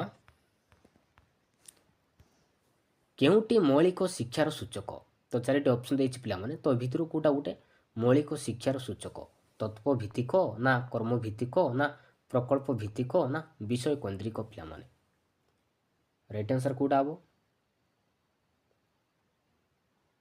ମନେ ରଖିବେ କର୍ମଭିତ୍ତିକ ପିଲାମାନେ। ମନେ ରଖିବେ ମୌଳିକ ଶିକ୍ଷାର କର୍ମଭିତ୍ତିକ ଶିକ୍ଷା ଉପରେ ଗୁରୁତ୍ୱ ଦିଆଯାଇଛି। ମନେ ରଖିବେ ଅପସନ୍ ନମ୍ବର ବି। ନେକ୍ସଟ କ୍ୱେଶ୍ଚନ୍ ଦେଖିବା ପିଲାମାନେ। ନେକ୍ସଟ କ୍ୱେଶ୍ଚନ୍ ରହିଛି ଆମ ରାଜ୍ୟର କେଉଁ ସଂସ୍ଥା ପ୍ରାଥମିକ ସ୍ତର ପାଇଁ ପାଠ୍ୟ ଖସଡ଼ା ପ୍ରସ୍ତୁତ କରିଥାଏ? କେଉଁ ସଂସ୍ଥା ପିଲାମାନେ? ଅପସନ୍ ଏରେ ଦେଇଛି ଅପେପା ଦେଇଛି, ବିରେ ଦେଇଛି ପିଲାମାନେ T&SCERT ଦେଇଛି, ସିରେ ଦେଇଛି NCTE ଦେଇଛି, ଡିରେ ଦେଇଛି ELTI। କେଉଁ ସଂସ୍ଥା ହେବ? କେଉଁଟା ହେବ ରାଇଟ୍ ଆନ୍ସର୍? ରାଇଟ୍ ଆନ୍ସର୍ ହେଇଯିବ ପିଲାମାନେ ଅପସନ୍ ନମ୍ବର ବି TE&SCERT। ମନେ ରଖିବେ TE&SCERTର ଫୁଲ୍ ଫର୍ମ କ'ଣ ହେବ ପିଲାମାନେ? ମନେ ରଖିବେ teacher education state council for educational research and training ହେବ। ମନେ ରଖିବେ teacher education state council for educational research and training ହେବ। ଏହି ଅନୁଷ୍ଠାନ କେଉଁଠାରେ ଅବସ୍ଥିତ? ମନେ ରଖିବେ ଆମ ଓଡ଼ିଶାରେ ଭୁବନେଶ୍ୱରରେ ଅବସ୍ଥିତ। ମନେ ରଖିବେ ଏହା ରାଜ୍ୟରେ ଥିବା ବିଭିନ୍ନ ଶିକ୍ଷକ ଶିକ୍ଷା ପ୍ରଶିକ୍ଷଣ ପ୍ରତିଷ୍ଠାନ ଗୁଡ଼ିକୁ ପରିଚାଳନା କରିଥାଏ T&SCERT। Most important. ତ ଏବେ ଦେଖିବା ଅପେପାର ଫୁଲ୍ ଫର୍ମ କ'ଣ ହେବ ପିଲାମାନେ? ଅପେପାର ମନେ ରଖିବେ Odisha primary education programme and authority. ମନେ ରଖିବେ Odisha primary education programme and authority ହେବ। ମନେ ରଖିବେ ଏହି କାର୍ଯ୍ୟାଳୟ ଆମ ଓଡ଼ିଶାରେ ଭୁବନେଶ୍ୱରରେ ହିଁ ଅବସ୍ଥିତ। ମନେ ରଖିବେ ଏହା ପ୍ରାଥମିକ ଗୁଣାତ୍ମକ ଶିକ୍ଷା ପ୍ରଦାନ ପାଇଁ ବିଭିନ୍ନ କାର୍ଯ୍ୟକ୍ରମ ବ୍ୟବସ୍ଥା କରିଥାଏ ଅପେପା। ମନେ ରଖିବେ। ତ ଏବେ ଦେଖିବା ପିଲାମାନେ NCT କ'ଣ ପିଲାମାନେ? NCTର ଫୁଲ୍ ଫର୍ମ କ'ଣ ହେବ? ମନେ ରଖିବେ national council for teacher education. ମନେ ରଖିବେ national council for teacher education. ଏହି ପରିଷଦ ନୂଆଦିଲ୍ଲୀଠାରେ ଅବସ୍ଥିତ। ଏହା ଭାରତବର୍ଷର ବିଭିନ୍ନ ଶିକ୍ଷକ ଶିକ୍ଷା ପ୍ରଶିକ୍ଷଣ ଅନୁଷ୍ଠାନ ଗୁଡ଼ିକୁ ସ୍ୱୀକୃତି ପ୍ରଦାନ କରିଥାଏ NCT। ମନେ ରଖିବେ। ତାପରେ ଦେଖିବା ELTIର ଫୁଲ୍ ଫର୍ମ କ'ଣ ହେବ? ମନେ ରଖିବେ ଇଂଲିଶ ଲାଙ୍ଗୁଏଜ୍ ଟ୍ରେନିଂ ଇନଷ୍ଟିଚ୍ୟୁଟ୍ ହେବ। ମନେ ରଖିବେ ଏହି ଅନୁଷ୍ଠାନ ଇଂରାଜୀ ଶିକ୍ଷାର ପ୍ରସାର ପାଇଁ ବିଭିନ୍ନ କାର୍ଯ୍ୟକ୍ରମ ହାତକୁ ନେଇଥାଏ। କିଏ? ELTI। ମନେ ରଖିବେ ମୋଷ୍ଟ ଇମ୍ପୋର୍ଟାଣ୍ଟ। ତ ନେକ୍ସଟ କ୍ୱେଶ୍ଚନ୍ ଦେଖିବା ପିଲାମାନେ। ନେକ୍ସଟ କ୍ୱେଶ୍ଚନ୍ ରହିଛି କେଉଁଟି ଶିଶୁର ଶାରୀରିକ ଅଭିବୃଦ୍ଧିକୁ ସୂଚାଉଛି? ତ 4ଟି ଅପସନ୍ ଦେଇଛି ପିଲାମାନେ, ତ ଏ ଭିତରୁ କେଉଁଟା ଗୋଟେ ଶିଶୁର ଶାରୀରିକ ଅଭିବୃଦ୍ଧିକୁ ସୂଚାଉଛି? ଅପସନ୍ ଏରେ ଦେଇଛି ନକାରାତ୍ମକ ଦେଇଛି ପିଲାମାନେ, ବିରେ ଦେଇଛି ପରିମାଣାତ୍ମକ ଦେଇଛି, ସିରେ ଦେଇଛି ଗୁଣାତ୍ମକ ଦେଇଛି, ଡିରେ ଦେଇଛି ସକାରାତ୍ମକ। କେଉଁଟା ହେବ ରାଇଟ୍ ଆନ୍ସର୍? ରାଇଟ୍ ଆନ୍ସର୍ ହେଇଯିବ ଅପସନ୍ ନମ୍ବର ବି ପିଲାମାନେ ପରିମାଣାତ୍ମକ ଶିଶୁର ଶାରୀରିକ ଅଭିବୃଦ୍ଧିକୁ ସୂଚାଉଛି। ରାଇଟ୍ ଆନ୍ସର୍ ହେଇଯିବ ଅପସନ୍ ନମ୍ବର ବି। ତ ନେକ୍ସଟ କ୍ୱେଶ୍ଚନ୍ ଦେଖିବା। ନେକ୍ସଟ କ୍ୱେଶ୍ଚନ୍ ରହିଛି ପିଲାମାନେ ବ୍ୟକ୍ତିର ନିଜର ଭୁଲରୁ ହିଁ ଶିଖେ ଏହା କେଉଁ ଶିକ୍ଷଣ ତତ୍ତ୍ୱ ଉପରେ ଆଧାରିତ? ବ୍ୟକ୍ତିର ନିଜର ଭୁଲରୁ ହିଁ ଶିଖେ ଏହା କେଉଁ ଶିକ୍ଷଣ ତତ୍ତ୍ୱ ଉପରେ ଆଧାରିତ? ଯାନ୍ତ୍ରିକ ଅନୁବନ୍ଧ ନା ଅନ୍ତର୍ଦୃଷ୍ଟି ନା ପ୍ରଯତ୍ନ ପ୍ରମାଦ ନା ସାପେକ୍ଷ ପ୍ରତିବର୍ତ୍ତ ପିଲାମାନେ? କେଉଁଟା ହେବ ରାଇଟ୍ ଆନ୍ସର୍? ରାଇଟ୍ ଆନ୍ସର୍ ହେଇଯିବ ପିଲାମାନେ ଅପସନ୍ ନମ୍ବର ଏ ଯାନ୍ତ୍ରିକ ଅନୁବନ୍ଧ ତତ୍ତ୍ୱ ଉପରେ ଆଧାରିତ। ମନେ ରଖିବେ ତ ଯାନ୍ତ୍ରିକ ଅନୁବନ୍ଧ କେଉଁ ମତବାଦ ପ୍ରତିଷ୍ଠା କରୁଥିଲେ? ମନେ ରଖିବେ BF ସ୍କିନର ପିଲାମାନେ। BF ସ୍କିନର ମତବାଦ ପ୍ରତିଷ୍ଠା କରୁଥିଲେ ଯାନ୍ତ୍ରିକ ଅନୁବନ୍ଧକୁ। ମନେ ରଖିବେ BF ସ୍କିନର ମୋଷ୍ଟ ଇମ୍ପୋର୍ଟାଣ୍ଟ। ତ ଅନ୍ତର୍ଦୃଷ୍ଟିକୁ କିଏ ମତବାଦ ପ୍ରତିଷ୍ଠା କରୁଥିଲେ? ମନେ ରଖିବେ 4 ଜଣ ବ୍ୟକ୍ତି ପିଲାମାନେ କଫକା, କହେଲର, ଭେର୍ଦିମାର ଲୁଇନ୍ ଏହି 4 ଜଣ ବ୍ୟକ୍ତି ପ୍ରତିଷ୍ଠା କରିଥିଲେ ଅନ୍ତର୍ଦୃଷ୍ଟିକୁ। Most important. ତ ପ୍ରଯତ୍ନ ପ୍ରମାଦକୁ କିଏ ମତବାଦ ପ୍ରତିଷ୍ଠା କରିଥିଲେ ପିଲାମାନେ? ପ୍ରଯତ୍ନ ପ୍ରମାଦ ମାନେ ରଖିବେ ପିଲାମାନେ E.L. ଥର୍ନଡାଇକ୍ ମତବାଦ ପ୍ରତିଷ୍ଠା କରିଥିଲେ ପ୍ରଯତ୍ନ ପ୍ରମାଦକୁ ମାନେ ରଖିବେ। ଆଉ ସାପେକ୍ଷ ପ୍ରତିବର୍ତ୍ତକୁ ଏଇଟା ହେଉଛି ପିଲାମାନେ ପାଭଲଭ ପ୍ରତିଷ୍ଠା କରିଥିଲେ। ତ ଏଇ 4ଟି ଯାକ ଆପଣଙ୍କ ପାଇଁ ବହୁତ ହି ଇମ୍ପୋର୍ଟାଣ୍ଟ ରହୁଛି ପିଲାମାନେ। ତ ନେକ୍ସଟ କ୍ୱେଶ୍ଚନ୍ ଦେଖିବା। ନେକ୍ସଟ କ୍ୱେଶ୍ଚନ୍ ରହିଛି ନିମ୍ନୋକ୍ତ ମଧ୍ୟରୁ କେଉଁ ତଥ୍ୟଟି ଠିକ୍ ନୁହେଁ? ତ 4ଟି ଅପସନ୍ ଦେଇଛି ପିଲାମାନେ। ତ ଏଇ 4ଟି ଅପସନ୍ରୁ କେଉଁଟା ଗୋଟେ ଠିକ୍ ନୁହେଁ? এই ଭିତରୁ କେଉଁଟା ହେବ ରାଇଟ୍ ଆନ୍ସର୍? ଅପସନ୍ ଏ ଦେଇଛି ଅଭିବୃଦ୍ଧିକୁ ଏକ ଜୈବିକ ପ୍ରକ୍ରିୟା, ବି ଦେଇଛି ବିକାଶ ଏକ ପରିମାଣାତ୍ମକ ପ୍ରକ୍ରିୟା, ସି ଦେଇଛି ଶିକ୍ଷା ଏକ ଲକ୍ଷ୍ୟାଭିମୁଖୀ ପ୍ରକ୍ରିୟା, ଡି ଦେଇଛି ଶିକ୍ଷଣ ଏକ ଆଚରଣଗତ ପରିବର୍ତ୍ତନ ପ୍ରକ୍ରିୟା। ତ ଏ ଭିତରୁ କେଉଁଟା ଗୋଟେ ଠିକ୍ ନୁହେଁ? କେଉଁଟା ହେବ ରାଇଟ୍ ଆନ୍ସର୍? ରାଇଟ୍ ଆନ୍ସର୍ ହେଇଯିବ ପିଲାମାନେ ଅପସନ୍ ନମ୍ବର ବି, ବିକାଶ ଏକ ପରିମାଣାତ୍ମକ ପ୍ରକ୍ରିୟା। ଏଇଟା କିନ୍ତୁ ଏ ଭିତରୁ ଠିକ୍ ନୁହେଁ ପିଲାମାନେ, ଭୁଲ ଅଛି। ବିକାଶ ଏକ କ'ଣ ହେବ? ଗୁଣାତ୍ମକ ପ୍ରକ୍ରିୟା ହେବ, ମନେ ରଖିବେ। ତ ରାଇଟ୍ ଆନ୍ସର୍ ହେଇଯିବ ଅପସନ୍ ନମ୍ବର ବି। ତ ନେକ୍ସଟ କ୍ୱେଶ୍ଚନ୍ ଦେଖିବା। ବହୁ ବିକଳ୍ପ ପ୍ରଶ୍ନ କ୍ଷେତ୍ରରେ ନିମ୍ନୋକ୍ତ କେଉଁ ତଥ୍ୟଟି ଠିକ୍ ନୁହେଁ? ତ 4ଟି ଅପସନ୍ ଦେଇଛି ପିଲାମାନେ। ତ ଏ ଭିତରୁ କେଉଁଟା ଗୋଟେ ଠିକ୍ ନୁହେଁ? ଅପସନ୍ ଏ ଦେଇଛି ଅନଭିଜ୍ଞ ଶିକ୍ଷକ ମଧ୍ୟ ସହଜରେ ପ୍ରଶ୍ନ ପ୍ରସ୍ତୁତ କରିପାରନ୍ତି, ବି ଦେଇଛି ସମସ୍ତ ବିକଳ୍ପ ଉତ୍ତର ସମ୍ଭବ ମନେ ହୁଏ, ସି ଦେଇଛି କମ୍ପ୍ୟୁଟର ମାଧ୍ୟମରେ ନିର୍ଭୁଲ ଓ ଦ୍ରୁତ ମୂଲ୍ୟାୟନ ହୋଇପାରେ, ଡି ଦେଇଛି ବିକଳ୍ପମାନଙ୍କ ମଧ୍ୟରୁ ମାତ୍ର ଗୋଟିଏ ଠିକ୍ ଉତ୍ତର ଅଟେ। ତ ଏ ଭିତରୁ କେଉଁଟା ଭୁଲ ଅଛି ପିଲାମାନେ? କେଉଁଟା ହେବ ରାଇଟ୍ ଆନ୍ସର୍? ରାଇଟ୍ ଆନ୍ସର୍ ହେଇଯିବ ପିଲାମାନେ ଅପସନ୍ ନମ୍ବର ଏ, ଅନଭିଜ୍ଞ ଶିକ୍ଷକ ମଧ୍ୟ ସହଜରେ ପ୍ରଶ୍ନ ପ୍ରସ୍ତୁତ କରିପାରନ୍ତି। ଏଇଟା କିନ୍ତୁ ଭୁଲ ଅଛି, କାରଣ ବହୁ ବିକଳ୍ପ ପ୍ରଶ୍ନ ଅନ୍ୟ ସମସ୍ତ ପ୍ରଶ୍ନ ତୁଳନାରେ ସର୍ବୋତ୍କୃଷ୍ଟ ବୋଲି ବିବେଚନା କରାଯାଏ, ମନେ ରଖିବେ। କିନ୍ତୁ ଅନଭିଜ୍ଞ ଶିକ୍ଷକମାନେ ବହୁ ବିକଳ୍ପ ପ୍ରଶ୍ନ ପ୍ରସ୍ତୁତ କରିପାରନ୍ତି ନାହିଁ, ମନେ ରଖିବେ। ତ ଏଥିରେ ଅନଭିଜ୍ଞ ଶିକ୍ଷକ ମଧ୍ୟ ସହଜରେ ପ୍ରଶ୍ନ ପ୍ରସ୍ତୁତ କରିପାରନ୍ତି ଦେଇଛି, ତ ଏଇଟା ଭୁଲ ଅଛି। ତ ରାଇଟ୍ ଆନ୍ସର୍ ହେଇଯିବ ଅପସନ୍ ନମ୍ବର ଏ। ତ ନେକ୍ସଟ କ୍ୱେଶ୍ଚନ୍ ଦେଖିବା। ଶିକ୍ଷାର୍ଥୀମାନଙ୍କର ଶୈକ୍ଷିକ ଦୋଷ ଦୁର୍ବଳତାକୁ କେଉଁ ପ୍ରକାରର ମୂଲ୍ୟାୟନ ଦ୍ୱାରା ନିରୂପଣ କରାଯାଇଥାଏ? ବ୍ୟବସ୍ଥାନ ନା ସମାପ୍ତି ସୂଚକ ନା ନିରବଚ୍ଛିନ୍ନ ନା ନୈଦାନିକ? ପିଲାମାନେ ଶିକ୍ଷାର୍ଥୀମାନଙ୍କର ଶୈକ୍ଷିକ ଦୋଷ ଦୁର୍ବଳତା କେଉଁ ପ୍ରକାରର ମୂଲ୍ୟାୟନ ଦ୍ୱାରା ନିରୂପଣ କରାଯାଇଥାଏ? ପିଲାମାନେ କେଉଁଟା ହେବ ରାଇଟ୍ ଆନ୍ସର୍? ମନେ ରଖିବେ। ରାଇଟ୍ ଆନ୍ସର୍ ହେଇଯିବ ଅପସନ୍ ନମ୍ବର ଡି, ନୈଦାନିକ ମୂଲ୍ୟାୟନ ଦ୍ୱାରା ନିରୂପଣ କରାଯାଇଥାଏ। ରାଇଟ୍ ଆନ୍ସର୍ ହେଇଯିବ ଅପସନ୍ ନମ୍ବର ଡି ପିଲାମାନେ। ତ ନେକ୍ସଟ କ୍ୱେଶ୍ଚନ୍ ଦେଖିବା। ନେକ୍ସଟ କ୍ୱେଶ୍ଚନ୍ ରହିଛି ଜଣେ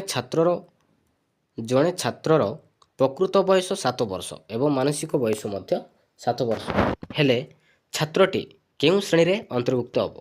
ସାମାନ୍ୟ ବୁଦ୍ଧି ସମ୍ପନ୍ନ ନା ସାଧାରଣ ବୁଦ୍ଧି ସମ୍ପନ୍ନ ନା ବେଶୀ ବୁଦ୍ଧି ସମ୍ପନ୍ନ ନା ଅସାଧାରଣ ବୁଦ୍ଧି ସମ୍ପନ୍ନ ହେବ? ପିଲାମାନେ କେଉଁଟା ହେବ ରାଇଟ୍ ଆନ୍ସର୍? ଏଇଟା ହେଇଯିବ ପିଲାମାନେ ସାଧାରଣ ବୁଦ୍ଧି ସମ୍ପନ୍ନ ଶ୍ରେଣୀରେ ଅନ୍ତର୍ଭୁକ୍ତ ହେବ, ମନେ ରଖିବେ। ରାଇଟ୍ ଆନ୍ସର୍ ହେଇଯିବ ଅପସନ୍ ନମ୍ବର ବି ପିଲାମାନେ। ତ ନେକ୍ସଟ କ୍ୱେଶ୍ଚନ୍ ଦେଖିବା। ନେକ୍ସଟ କ୍ୱେଶ୍ଚନ୍ ରହିଛି ସୂକ୍ଷ୍ମ ତନ୍ତୁଚାଳନା ଦୃଷ୍ଟିକୋଣରୁ କେଉଁଟି ଅନ୍ୟ 3ଟି ଠାରୁ ଭିନ୍ନ? ତ 4ଟି ଅପସନ୍ ଦେଇଛି ପିଲାମାନେ। ତ ଏ 4ଟି ଅପସନ୍ରୁ ସୂକ୍ଷ୍ମ ତନ୍ତୁଚାଳନା ଦୃଷ୍ଟିକୋଣରୁ କେଉଁଟି ଅନ୍ୟ 3ଟି ଠାରୁ ଭିନ୍ନ? କେଉଁଟା ଭିନ୍ନ ଅଛି ପିଲାମାନେ? ଅପସନ୍ ଏ ଦେଇଛି ପିଲାମାନେ ବିନ୍ଦୁ ସଂଯୋଗୀକରଣ ଦେଇଛି, ବି ଦେଇଛି ଶ୍ରୁତ ଲିଖନ ଦେଇଛି ପିଲାମାନେ, ସି ଦେଇଛି ହସ୍ତାକ୍ଷର ଲିଖନ ଦେଇଛି, ଡି ଦେଇଛି ଫଳ ଓ ପନିପରିବା ପୃଥକୀକରଣ ଦେଇଛି। କେଉଁଟା ହେବ ରାଇଟ୍ ଆନ୍ସର୍? ରାଇଟ୍ ଆନ୍ସର୍ ହେଇଯିବ ପିଲାମାନେ ଅପସନ୍ ନମ୍ବର ଡି, ଫଳ ଓ ପନିପରିବା ପୃଥକୀକରଣ। ଏ 3ଟି ଭିତରୁ ଅଲଗା ଅଛି, ମନେ ରଖିବେ। ତ ରାଇଟ୍ ଆନ୍ସର୍ ହେଇଯିବ ଅପସନ୍ ନମ୍ବର ଡି। ତ ନେକ୍ସଟ କ୍ୱେଶ୍ଚନ୍ ଦେଖିବା। ନେକ୍ସଟ କ୍ୱେଶ୍ଚନ୍ ରହିଛି ପିଲାମାନେ ପ୍ରାକ୍ ପ୍ରାଥମିକ ଶିକ୍ଷା କ୍ଷେତ୍ରରେ ଏକ ସମୟରେ ଅକ୍ଷର ଲେଖିବା ଓ ବଡ଼ ପାଟିରେ ପଢ଼ିବା ଉପରେ ଗୁରୁତ୍ୱ ଦିଆଯାଇଥାଏ। ଏହା କେଉଁ ଶିକ୍ଷଣ ତତ୍ତ୍ୱ ଉପରେ ଆଧାରିତ? ପ୍ରଯତ୍ନ ପ୍ରମାଦ ନା ଅନୁବନ୍ଧ ନା ଅନ୍ତର୍ଦୃଷ୍ଟି ନା ଅନୁକରଣ? ପିଲାମାନେ କୋଉଟା ହେବ ରାଇଟ୍ ଆନ୍ସର୍? ରାଇଟ୍ ଆନ୍ସର୍ ହେଇଯିବ ଅପସନ୍ ନମ୍ବର ବି ପିଲାମାନେ, ଅନୁବନ୍ଧ ତତ୍ତ୍ୱ ଉପରେ ଆଧାରିତ ହୋଇଛି। ମନେ ରଖିବେ, ରାଇଟ୍ ଆନ୍ସର୍ ହେଇଯିବ ଅପସନ୍ ନମ୍ବର ବି। ତ ନେକ୍ସଟ କ୍ୱେଶ୍ଚନ୍ ଦେଖିବା। ନେକ୍ସଟ କ୍ୱେଶ୍ଚନ୍ ରହିଛି ପିଲାମାନେ, ପ୍ରଶ୍ନପତ୍ର ନକ୍ସା ପ୍ରସ୍ତୁତି ସମୟରେ ନିମ୍ନୋକ୍ତ ମଧ୍ୟରୁ କାହାକୁ ବିଚାରକୁ ନିଆଯାଇନଥାଏ? ପ୍ରସଙ୍ଗକୁ, ନା ଶୈକ୍ଷିକ ଉଦ୍ଦେଶ୍ୟକୁ, ନା ପ୍ରଶ୍ନର ପ୍ରକାର ଭେଦକୁ, ନା ଶିକ୍ଷାଦାନ ସମୟକୁ ନିଆଯାଇନଥାଏ ପିଲାମାନେ? କେଉଁଟା ନିଆଯାଇନଥାଏ? ମନେ ରଖିବେ ପିଲାମାନେ, ଶିକ୍ଷାଦାନ ସମୟକୁ ନିଆଯାଇନଥାଏ। ମନେ ରଖିବେ, ରାଇଟ୍ ଆନ୍ସର୍ ହେଇଯିବ ଅପସନ୍ ନମ୍ବର ଡି। ତ ନେକ୍ସଟ କ୍ୱେଶ୍ଚନ୍ ଦେଖିବା। ନେକ୍ସଟ କ୍ୱେଶ୍ଚନ୍ ରହିଛି ପିଲାମାନେ, ମନୋବିଜ୍ଞାନ ହେଉଛି ଡ୍ୟାସ୍। ମନୋବିଜ୍ଞାନ ହେଉଛି ଡ୍ୟାସ୍। କ'ଣ ହେବ? ଆତ୍ମା ସମ୍ପର୍କୀୟ ବିଜ୍ଞାନ ହେବ, ନା ମନ ସମ୍ପର୍କୀୟ ବିଜ୍ଞାନ ହେବ, ନା ଚେତନା ସମ୍ପର୍କୀୟ ବିଜ୍ଞାନ ହେବ, ନା ଆଚରଣ ସମ୍ପର୍କୀୟ ବିଜ୍ଞାନ ହେବ ପିଲାମାନେ? କେଉଁଟା ହେବ ରାଇଟ୍ ଆନ୍ସର୍? ରାଇଟ୍ ଆନ୍ସର୍ ହେଇଯିବ ପିଲାମାନେ ଅପସନ୍ ନମ୍ବର ଡି, ଆଚରଣ ସମ୍ପର୍କୀୟ ବିଜ୍ଞାନ ହେବ। ମନେ ରଖିବେ, ରାଇଟ୍ ଆନ୍ସର୍ ହେଇଯିବ ଅପସନ୍ ନମ୍ବର ଡି ପିଲାମାନେ। ତ ନେକ୍ସଟ କ୍ୱେଶ୍ଚନ୍ ଦେଖିବା। ନେକ୍ସଟ କ୍ୱେଶ୍ଚନ୍ ରହିଛି ପିଲାମାନେ, କେଉଁଟି ଅଭିପ୍ରେରଣାର ଏକ ଉପାଦାନ ନୁହେଁ? ତ ଚାରିଟି ଅପସନ୍ ଦେଇଛି ପିଲାମାନେ, ତ ଏ ଭିତରୁ କେଉଁଟା ଗୋଟେ ଅଭିପ୍ରେରଣାର ଏକ ଉପାଦାନ ନୁହେଁ ବୋଲି ପ୍ରଶ୍ନ ପଚାରିଛି। ଅପସନ୍ ଏ ଦେଇଛି ପୁରସ୍କାର ଦେଇଛି, ବି ଦେଇଛି ପ୍ରୋତ୍ସାହନ ଦେଇଛି ପିଲାମାନେ, ସି ଦେଇଛି ପ୍ରଶଂସା ଦେଇଛି, ଡି ଦେଇଛି ଅଭ୍ୟାସୀକରଣ ଦେଇଛି। କେଉଁଟା ନୁହେଁ? କେଉଁଟା ହେବ ରାଇଟ୍ ଆନ୍ସର୍? କେଉଁଟା ହେବ ପିଲାମାନେ? କେଉଁଟା ହେବ ରାଇଟ୍ ଆନ୍ସର୍? ରାଇଟ୍ ଆନ୍ସର୍ ହେଇଯିବ ଅପସନ୍ ନମ୍ବର ଏ ପିଲାମାନେ, ପୁରସ୍କାର ନୁହେଁ ପିଲାମାନେ। ମନେ ରଖିବେ, ରାଇଟ୍ ଆନ୍ସର୍ ହେଇଯିବ ଅପସନ୍ ନମ୍ବର ଏ।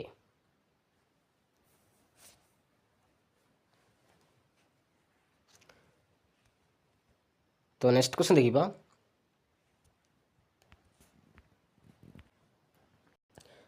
ସରି ପିଲାମାନେ, ରାଇଟ୍ ଆନ୍ସର୍ ହେଇଯିବ ଅପସନ୍ ନମ୍ବର ଡି ହେବ ପିଲାମାନେ, ଅଭ୍ୟାସୀକରଣ ନୁହେଁ ପିଲାମାନେ। ଅଭିପ୍ରେରଣା, ପୁରସ୍କାର ହେବ, ପ୍ରୋତ୍ସାହନ ହେବ, ପ୍ରଶଂସା ହେବ ପିଲାମାନେ। ଏସବୁ ହେଉଛି ଗୋଟେ ଗୋଟେ ଅଭିପ୍ରେରଣାର ଏକ ଉପାଦାନ ହେବ, କିନ୍ତୁ ଅଭ୍ୟାସୀକରଣ ହେବ ନାହିଁ ପିଲାମାନେ। ମନେ ରଖିବେ, ଅପସନ୍ ନମ୍ବର ଡି ହେଇଯିବ ରାଇଟ୍ ଆନ୍ସର୍। ତ ନେକ୍ସଟ କ୍ୱେଶ୍ଚନ୍ ଦେଖିବା। ନେକ୍ସଟ କ୍ୱେଶ୍ଚନ୍ ରହିଛି ପିଲାମାନେ, 2ରୁ 6 ବର୍ଷ ପର୍ଯ୍ୟନ୍ତ ଅବସ୍ଥାକୁ କ'ଣ କୁହାଯାଏ?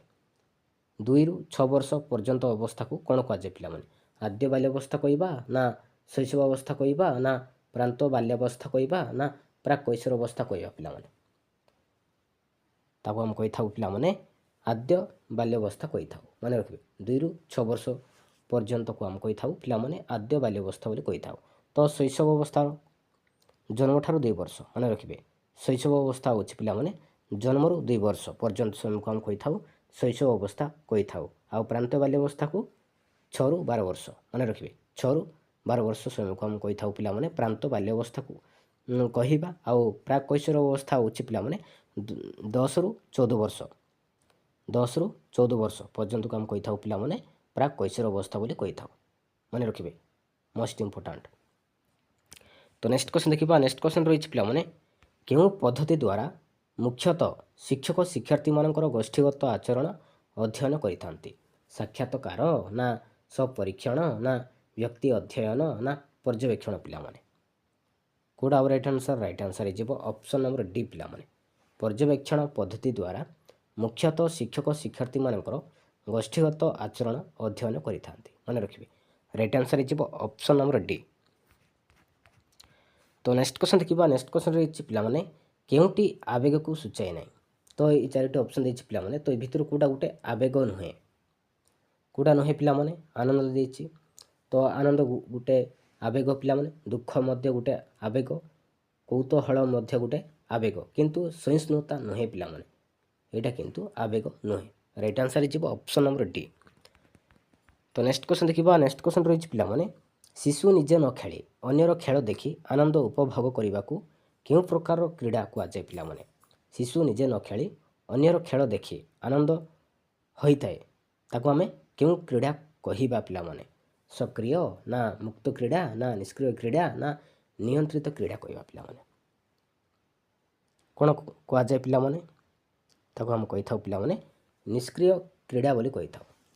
ମନେ ରଖିବେ। ଆଉ ସକ୍ରିୟ କ୍ରୀଡ଼ା କ'ଣ?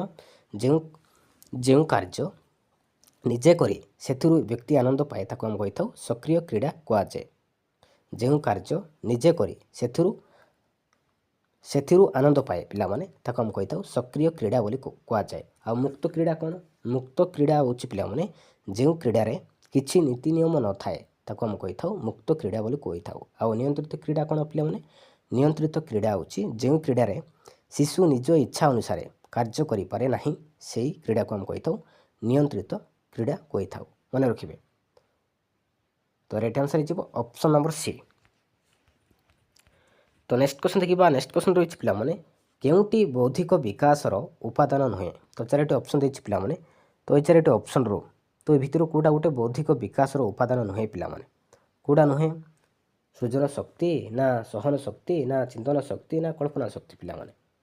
କେଉଁଟା ଆଉ ରାଇଟ୍ ଆନ୍ସର୍? ରାଇଟ୍ ଆନ୍ସର୍ ହେଇଯିବ ଅପସନ୍ ନମ୍ବର ବି ପିଲାମାନେ। ସହନ ଶକ୍ତି ନୁହେଁ ପିଲାମାନେ। ବୌଦ୍ଧିକ ବିକାଶର ଉପାଦାନ ନୁହେଁ।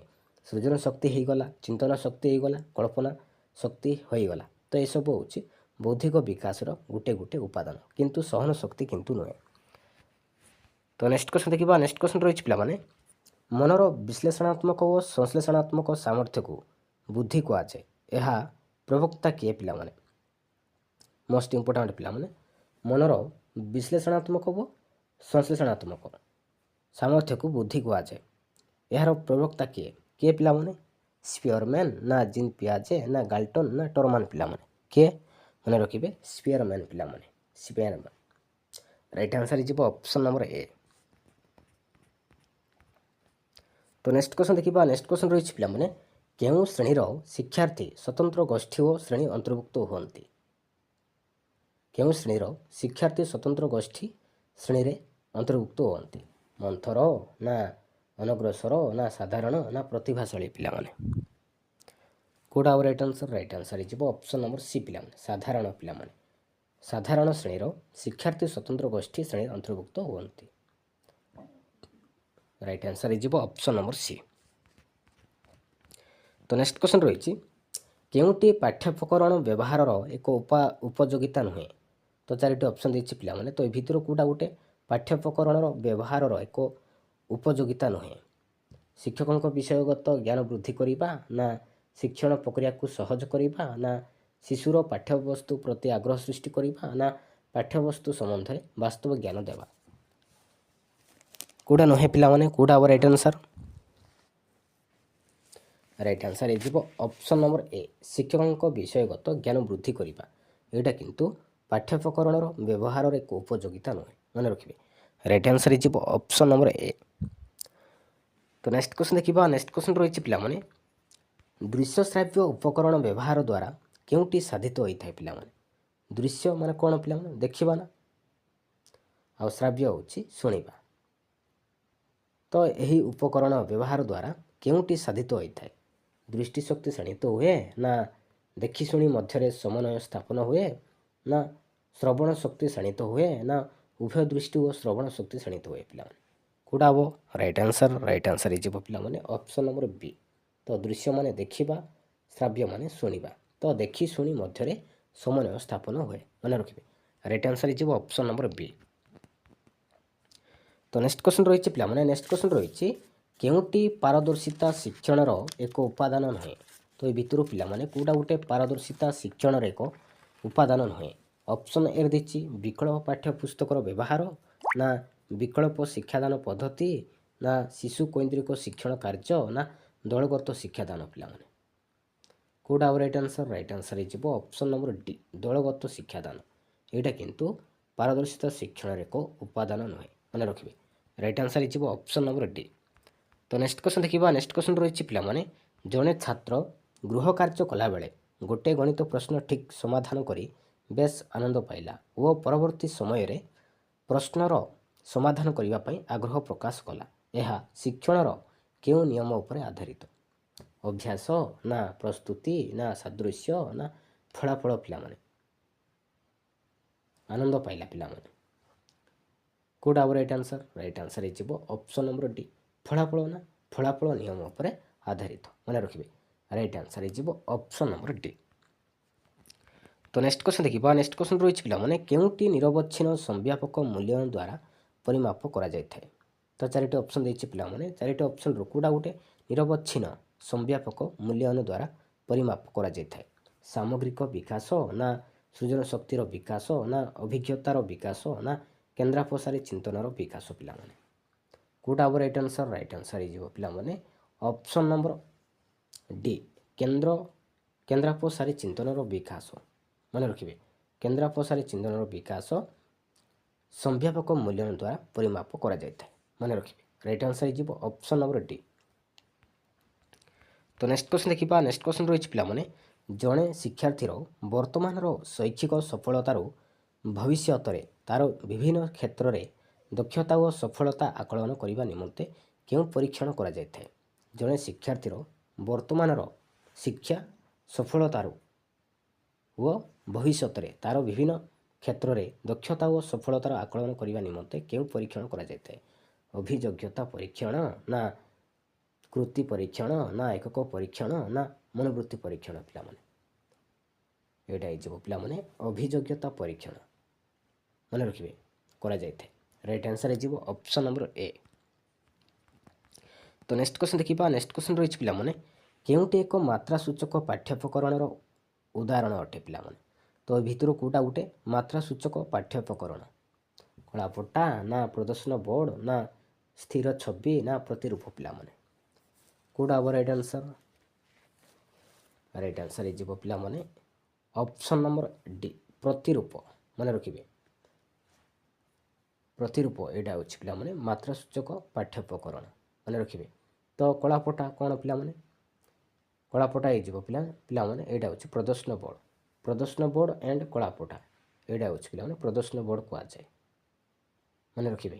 ଆଉ ସ୍ଥିର ଛବି ଏଇଟା ହେଉଛି ପିଲାମାନେ କ'ଣ ବିଭିନ୍ନ ପ୍ରକାର ବସ୍ତୁ ଚିତ୍ର ହେଇଗଲା, ମଡ଼େଲ ହେଇଗଲା, ପ୍ରତିରୂପ ହେଇଗଲା, ଗ୍ଲୋବ୍ ହେଇଗଲା, ଏସବୁ କ'ଣ ପିଲାମାନେ?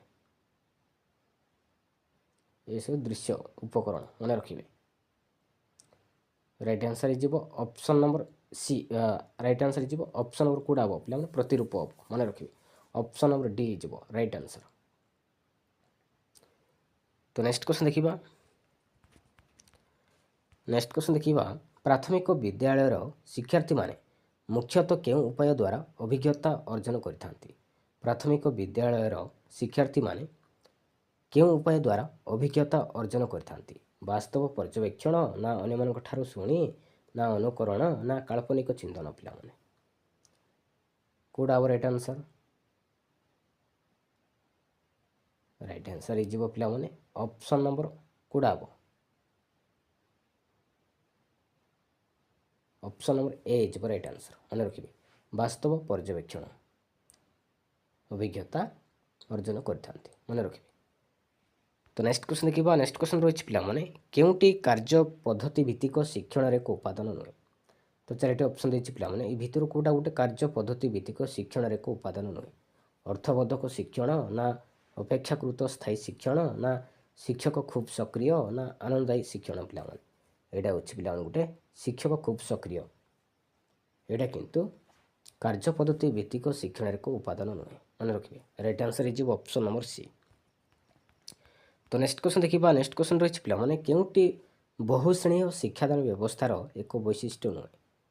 ତ ଭିତରୁ କେଉଁଟା ଗୋଟେ ବହୁଶ୍ରେଣୀୟ ଶିକ୍ଷାଦାନ ବ୍ୟବସ୍ଥା ଏକ ବୈଶିଷ୍ଟ୍ୟ ନୁହେଁ ପିଲାମାନେ? କେଉଁଟା ନୁହେଁ? ଅପସନ୍ ଏ ଦେଇଛି ଜଣେ ଶିକ୍ଷକ ଏକ ସମୟରେ ଏକାଧିକ ଶ୍ରେଣୀରେ ଶିକ୍ଷାଦାନ କରନ୍ତି। ତ ଏଇଟା ହେଉଛି ପିଲାମାନେ ଗୋଟେ ବହୁଶ୍ରେଣୀ ଶିକ୍ଷାଦାନ ବ୍ୟବସ୍ଥା ଏକ ବୈଶିଷ୍ଟ୍ୟ। ତ ନୁହେଁ ଦେଇଛି। ବିରେ ଦେଇଛି ଶିକ୍ଷକ ଗୋଟିଏ ଶ୍ରେଣୀରେ ପାଠ ଦେଇ ଅନ୍ୟ ଶ୍ରେଣୀରେ ଶିକ୍ଷାଦାନ କରନ୍ତି। ତ ଏଇଟା ମଧ୍ୟ ଠିକ୍ ଅଛି। ସିରେ ଦେଇଛି ପିଲାମାନେ ଶିକ୍ଷକ କ୍ରମାନ୍ୱୟରେ ଗୋଟିଏ ପରେ ଗୋଟିଏ ଶ୍ରେଣୀରେ ଶିକ୍ଷାଦାନ କରନ୍ତି। ତ ଏଇଟା ଭୁଲ ଅଛି ପିଲାମାନେ। ମନେ ରଖିବେ ଗୋଟିଏ ପରେ ଗୋଟିଏ ଶ୍ରେଣୀ ଶିକ୍ଷାଦାନ କରନ୍ତି ଏଇଟା କିନ୍ତୁ ବହୁଶ୍ରେଣୀୟ ଶିକ୍ଷାଦାନରେ ଏକ ବ୍ୟବସ୍ଥା ନୁହେଁ। ମନେ ରଖିବେ। ଅପସନ୍ ଡି ଦେଇଛି ଗୋଟିଏ ଶ୍ରେଣୀରେ ମନିଟର ଦ୍ୱାରା ଶୃଙ୍ଖଳା ରକ୍ଷା କରନ୍ତି। ତ ଏଇଟା ମଧ୍ୟ ଠିକ୍ ଅଛି। ରାଇଟ୍ ଆନ୍ସର୍ ହେଇଯିବ ଅପସନ୍ ନମ୍ବର ସି ପିଲାମାନେ। ତ ନେକ୍ସଟ କ୍ୱେଶ୍ଚନ୍ ଦେଖିବା କେଉଁଟି ସୃଜନାତ୍ମକ ଚିନ୍ତନର ଏକ ଉପାଦାନ ନୁହେଁ? କେଉଁଟା ନୁହେଁ ପିଲାମାନେ? ଅପସନ୍ ଏ ଦେଇଛି କେନ୍ଦ୍ରାପସାରୀ ଚିନ୍ତନ ଦେଇଛି, ବିରେ ଦେଇଛି କେନ୍ଦ୍ରାଭିମୁଖୀ ଚିନ୍ତନ ଦେଇଛି, ସିରେ ଦେଇଛି ପିଲାମାନେ ନମନୀୟ ଚିନ୍ତନ, ଡି ଦେଇଛି ନୂତନତ୍ୱ ଚିନ୍ତନ। କେଉଁଟା ହେବ ରାଇଟ୍ ଆନ୍ସର୍? ରାଇଟ୍ ଆନ୍ସର୍ ହେଇଯିବ ଅପସନ୍ ନମ୍ବର ବି କେନ୍ଦ୍ରାଭିମୁଖୀ ଚିନ୍ତନ। ଏଇଟା କିନ୍ତୁ ସୃଜନାତ୍ମକ ଚିନ୍ତନର ଏକ ଉପାଦାନ ନୁହେଁ। ମନେ ରଖିବେ ରାଇଟ୍ ଆନ୍ସର୍ ହେଇଯିବ ଅପସନ୍ ନମ୍ବର ବି ପିଲାମାନେ। ଦେଖିବା ନେକ୍ସଟ କ୍ୱେଶ୍ଚନ୍ ରହିଛି ପିଲାମାନେ, ହରଲୋକଙ୍କ ମତରେ ଆଦ୍ୟ ବାଲ୍ୟାବସ୍ଥା ବୟସ ସୀମା କେତେ? ଆଦ୍ୟ ବାଲ୍ୟାବସ୍ଥାର ବୟସ ସୀମା କେତେ ପିଲାମାନେ? କେତେ? ଅପସନ୍ ଏ ଦେଇଛି 2 ରୁ 6 ବର୍ଷ ଦେଇଛି, ବିରେ ଦେଇଛି 6 ରୁ 10 ବର୍ଷ, ସିରେ ଦେଇଛି 2 ରୁ 10 ବର୍ଷ, ଡିରେ ଦେଇଛି ପିଲାମାନେ 0 ରୁ 6 ବର୍ଷ। କେତେ ହେବ?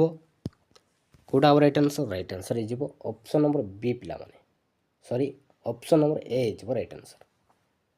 ହରଲୋକଙ୍କ ମତରେ ଆଦ୍ୟ ବାଲ୍ୟାବସ୍ଥାର ବୟସ ହେଉଛି ପିଲାମାନେ 2 ରୁ 6 ବର୍ଷ। ମନେ ରଖିବେ, ରାଇଟ୍ ଆନ୍ସର ହେଇଯିବ ଅପସନ୍ ନମ୍ବର ଏ। ତ ନେକ୍ସଟ କ୍ୱେଶ୍ଚନ୍ ଦେଖିବା। ନେକ୍ସଟ କ୍ୱେଶ୍ଚନ୍ ରହିଛି ପିଲାମାନେ, ଶିକ୍ଷାର୍ଥୀମାନଙ୍କର ଆଚରଣ ଅନୁଧ୍ୟାନ କରିବା ପାଇଁ କେଉଁ ପଦ୍ଧତି ଅବଲମ୍ବନ କରାଯାଇଥାଏ? କେଉଁ ପଦ୍ଧତି ପିଲାମାନେ? ପର୍ଯ୍ୟବେକ୍ଷଣ ନା ସାକ୍ଷାତକାର ନା ସ୍ୱପରୀକ୍ଷଣ ନା ଉପରୋକ୍ତ ସମସ୍ତ ପିଲାମାନେ? କେଉଁ ପଦ୍ଧତି ହେବ? ମନେ ରଖିବେ ପିଲାମାନେ, ଉପରୋକ୍ତ ସମସ୍ତ ହେବ। ମନେ ରଖିବେ, ଉପରୋକ୍ତ ସମସ୍ତ ପଦ୍ଧତି ଅବଲମ୍ବନ କରାଯାଇଥାଏ। ମନେ ରଖିବେ, ଶିକ୍ଷାର୍ଥୀମାନଙ୍କର ଆଚରଣ ଅନୁଧ୍ୟାନ କରିବା ପାଇଁ ହେଲେ ମନେ ରଖିବେ, ରାଇଟ୍ ଆନ୍ସର ହେଇଯିବ ଅପସନ୍ ନମ୍ବର ଡି ପିଲାମାନେ। ତ ନେକ୍ସଟ କ୍ୱେଶ୍ଚନ୍ ଦେଖିବା। ନେକ୍ସଟ କ୍ୱେଶ୍ଚନ୍ ରହିଛି ପିଲାମାନେ, ବିକାଶର କେଉଁ ଅବସ୍ଥାରେ ଶିଶୁର ଠିକ୍ ଓ ଭୁଲ ମଧ୍ୟରେ ପାର୍ଥକ୍ୟ ବୁଝିପାରେ? କେଉଁ ଅବସ୍ଥାରେ ପିଲାମାନେ? ବିକାଶର କେଉଁ ଅବସ୍ଥାରେ ଶିଶୁର ଠିକ୍ ଓ ଭୁଲ ମଧ୍ୟରେ ପାର୍ଥକ୍ୟ ବୁଝିପାରେ? କେଉଁ ଅବସ୍ଥାରେ ପିଲାମାନେ? କେଉଁ ଅବସ୍ଥାରେ? ମନେ ରଖିବେ ପିଲାମାନେ, ଆଦ୍ୟ ବାଲ୍ୟାବସ୍ଥାରେ। ମନେ ରଖିବେ, ଆଦ୍ୟ ବାଲ୍ୟାବସ୍ଥାରେ ଶିଶୁଟି ଠିକ୍ ଓ ଭୁଲ ମଧ୍ୟରେ ପାର୍ଥକ୍ୟ ଜାଣିପାରେ ବା ବୁଝିପାରେ। ମନେ ରଖିବେ, ରାଇଟ୍ ଆନ୍ସର ହେଇଯିବ ଅପସନ୍ ନମ୍ବର ବି ପିଲାମାନେ। ତ ନେକ୍ସଟ କ୍ୱେଶ୍ଚନ୍ ଦେଖିବା। ନେକ୍ସଟ କ୍ୱେଶ୍ଚନ୍ ରହିଛି ପିଲାମାନେ, କେଉଁ ଉକ୍ତିଟି ବିକାଶର ନିୟମକୁ ବୁଝାଉଛି? ତ 4ଟି ଅପସନ୍ ଦେଇଛି ପିଲାମାନେ। ତ ଏଇ 4ଟି ଅପସନ୍ରୁ ବିକାଶର ନିୟମକୁ କେଉଁଟା ବୁଝାଉଛି? ଅପସନ୍ ଏ ଦେଇଛି ବିକାଶ ସର୍ବଦା ସମାନ ଭାବରେ ଘଟିଥାଏ ଦେଇଛି ପିଲାମାନେ, ତ ଏଇଟା ହେଉଛି ଘଟି ନଥାଏ ପିଲାମାନେ, ତ ଭୁଲ ଅଛି। ବିରେ ଦେଇଛି ବିକାଶ ସମାଜ କୈନ୍ଦ୍ରିକ ଅଟେ, ତ ଏଇଟା ମଧ୍ୟ ଭୁଲ ଅଛି, ବିକାଶ ସମାଜ ଲକ୍ଷ୍ୟ କୈନ୍ଦ୍ରିକ ଅଟେ। ମନେ ରଖିବେ। ତ ଅପସନ୍ ନମ୍ବର ସି ଦେଇଛି ପିଲାମାନେ, ବିକାଶ ଏକ ଧାରାବାହିକ ପ୍ରକ୍ରିୟା, ତ ଏଇଟା ଠିକ୍ ଅଛି ପିଲାମାନେ, ମନେ ରଖିବେ। ତ ଡିରେ ଦେଇଛି ବିକାଶ ଏକ ପରିମାଣାତ୍ମକ ପ୍ରକ୍ରିୟା, ତ ବିକାଶ ଏକ ଗୁଣାତ୍ମକ ପ୍ରକ୍ରିୟା ହେବ ପିଲାମାନେ, ମନେ ରଖିବେ। ତ ରାଇଟ୍ ଆନ୍ସର ହେଇଯିବ ଅପସନ୍ ନମ୍ବର ସି, ବିକାଶ ଏକ ଧାରାବାହିକ ପ୍ରକ୍ରିୟା। ଏଇ ନିୟମକୁ ବୁଝାଉଛି ବିକାଶର ନିୟମକୁ, ମନେ ରଖିବେ। ରାଇଟ୍ ଆନ୍ସର ହେଇଯିବ ଅପସନ୍ ନମ୍ବର ସି। ତ ନେକ୍ସଟ କ୍ୱେଶ୍ଚନ୍ ଦେଖିବା। ନେକ୍ସଟ କ୍ୱେଶ୍ଚନ୍ ରହିଛି ପିଲାମାନେ, ବୁଦ୍ଧି ସମ୍ପର୍କୀୟ 2 ଉତ୍ପାଦକ ତତ୍ପର ପ୍ରବର୍ତ୍ତକ କିଏ? ବୁଦ୍ଧି ସମ୍ପର୍କୀୟ 2 ଉତ୍ପାଦକ ତତ୍ପର ପ୍ରବର୍ତ୍ତକ କିଏ? କିଏ ପିଲାମାନେ? ସ୍ପିୟରମ୍ୟାନ୍ ନା ଗାଲ୍ଟନ୍ ନା ବିନେ ନା ଟରମାନ ପିଲାମାନେ? କିଏ? ମନେ ରଖିବେ ପିଲାମାନେ, ସ୍ପିୟରମ୍ୟାନ୍। ମନେ ରଖିବେ, ମୋଷ୍ଟ ଇମ୍ପୋର୍ଟାଣ୍ଟ। 2 ଉତ୍ପାଦକ ତତ୍ପର ପ୍ରବର୍ତ୍ତକ ହେଉଛନ୍ତି ପିଲାମାନେ ସ୍ପିୟରମ୍ୟାନ୍। ରାଇଟ୍ ଆନ୍ସର ହେଇଯିବ ଅପସନ୍ ନମ୍ବର ଏ। ତ ନେକ୍ସଟ କ୍ୱେଶ୍ଚନ୍ ଦେଖିବା। ନେକ୍ସଟ କ୍ୱେଶ୍ଚନ୍ ରହିଛି ପିଲାମାନେ, କେଉଁଟି ଧାରଣା ଗଠନର ଠିକ୍ କ୍ରମ ଅଟେ? ତ 4ଟି ଅପସନ୍ ଦେଇଛି, ତ ଭିତରୁ କେଉଁ କ୍ରମଟି ଠିକ୍ ଅଛି? ଅପସନ୍ ଏ ଦେଇଛି ସୂକ୍ଷ୍ମ ଦର୍ଶନ ଦେଇଛି, ଇନ୍ଦ୍ରାନୁଭୂତି ପୃଥକୀକରଣ ଓ ସିଦ୍ଧାନ୍ତୀକରଣ ଦେଇଛି, ବିରେ ଦେଇଛି ଇନ୍ଦ୍ରାନୁଭୂତି ପୃଥକୀକରଣ ସୂକ୍ଷ୍ମ ଦର୍ଶନ ସିଦ୍ଧାନ୍ତୀକରଣ ଦେଇଛି, ସିରେ ଦେଇଛି ଇନ୍ଦ୍ରାନୁଭୂତି ସୂକ୍ଷ୍ମ ଦର୍ଶନ ସିଦ୍ଧାନ୍ତୀକରଣ ପୃଥକୀକରଣ ଦେଇଛି, ଡିରେ ଦେଇଛି ଇନ୍ଦ୍ରାନୁଭୂତି ସୂକ୍ଷ୍ମ ଦର୍ଶନ ପୃଥକୀକରଣ ସିଦ୍ଧାନ୍ତୀକରଣ ଦେଇଛି। ତ କେଉଁ କ୍ରମଟି ଠିକ୍ ଅଛି? କେଉଁଟା ହେବ ରାଇଟ୍ ଆନ୍ସର? ରାଇଟ୍ ଆନ୍ସର ହେଇଯିବ ପିଲାମାନେ ଅପସନ୍ ନମ୍ବର ଡି। ପ୍ରଥମେ ଇନ୍ଦ୍ରାନୁଭୂତି ରହିବ, ତାପରେ ସୂକ୍ଷ୍ମ ଦର୍ଶନ ପୃଥକୀକରଣ ସିଦ୍ଧାନ୍ତୀକରଣ ରହିବ। ମନେ ରଖିବେ। ତ ଇନ୍ଦ୍ରାନୁଭୂତି କ'ଣ ପିଲାମାନେ? ଯେଉଁଟାକି ଶିଶୁ ଇନ୍ଦ୍ରିୟ ଦ୍ୱାରା ଜ୍ଞାନ ଆହରଣ କରିଥାଏ, ତାପରେ କ'ଣ କରେ? ସୂକ୍ଷ୍ମ ଭାବରେ ଚିନ୍ତା କରେ, ତାପରେ ପୃଥକୀକରଣ କରିଥାଏ, ତାପରେ ସିଦ୍ଧାନ୍ତରେ ଉପନୀତ ହୋଇଥାଏ। ମନେ ରଖିବେ। ତ ରାଇଟ୍ ଆନ୍ସର ହେଇଯିବ ଅପସନ୍ ନମ୍ବର ଡି। ତ ନେକ୍ସଟ କ୍ୱେଶ୍ଚନ୍ ଦେଖିବା। ନେକ୍ସଟ କ୍ୱେଶ୍ଚନ୍ ରହିଛି ପିଲାମାନେ, ଅନ୍ତର୍ନିବେଶୀ ଶିକ୍ଷାର ଅର୍ଥ କ'ଣ ପିଲାମାନେ? ଅନ୍ତର୍ନିବେଶୀ ଶିକ୍ଷାର ଅର୍ଥ କ'ଣ ହେବ? କ'ଣ ହେବ? ଭିନ୍ନକ୍ଷମ ଶିକ୍ଷାର୍ଥୀଙ୍କ ପାଇଁ ଶିକ୍ଷଣ ସୁଯୋଗ ନା ସବୁ ବର୍ଗର ଶିକ୍ଷାର୍ଥୀଙ୍କ ପାଇଁ ଅଧିକାର ସହ ଶିକ୍ଷଣ ସୁଯୋଗ ନା ଶିକ୍ଷଣରେ ଆଗୁଆ ପିଲାଙ୍କୁ ଅଧିକ ଗୁରୁତ୍ୱ ନା ଶିକ୍ଷଣରେ ପଛୁଆ ପିଲାଙ୍କୁ ଅଧିକ ଗୁରୁତ୍ୱ? ଅନ୍ତର୍ନିବେଶୀ ଶିକ୍ଷାର ଅର୍ଥ କ'ଣ ହେବ? କ'ଣ ହେବ? ମନେ ରଖିବେ, ସବୁ ବର୍ଗର ଶିକ୍ଷାର୍ଥୀଙ୍କ ପାଇଁ ଅଧିକାର ସହ ସମସ୍ତଙ୍କୁ ସମାନ ଶିକ୍ଷଣ ସୁଯୋଗ ଦିଆଯିବା ଉଚିତ। ମନେ ରଖିବେ। ତ तो राइट आंसर हो ऑप्शन नंबर बी। तो नेक्स्ट क्वेश्चन देखिबा नेक्स्ट क्वेश्चन रही पिला माने केउटी मूल्यांकनर एक उदाहरण कोडा पिला माने मूल्यांकनर एक उदाहरण अटे हाईस्कूल सर्टिफिकेट परीक्षा खाता देखा ना श्रेणी परीक्षा खाता देखा। ऑप्शन ए दिछि केवल एक बी दिछि केवल दुई सी दिछि पिला माने उभय एक दुई डी दिछि कोनोष्टि नुहे कोडा हबो माने रखिबे कोनोष्टि नुहे इ भितर कोडा हबो नाही right answer is option number D.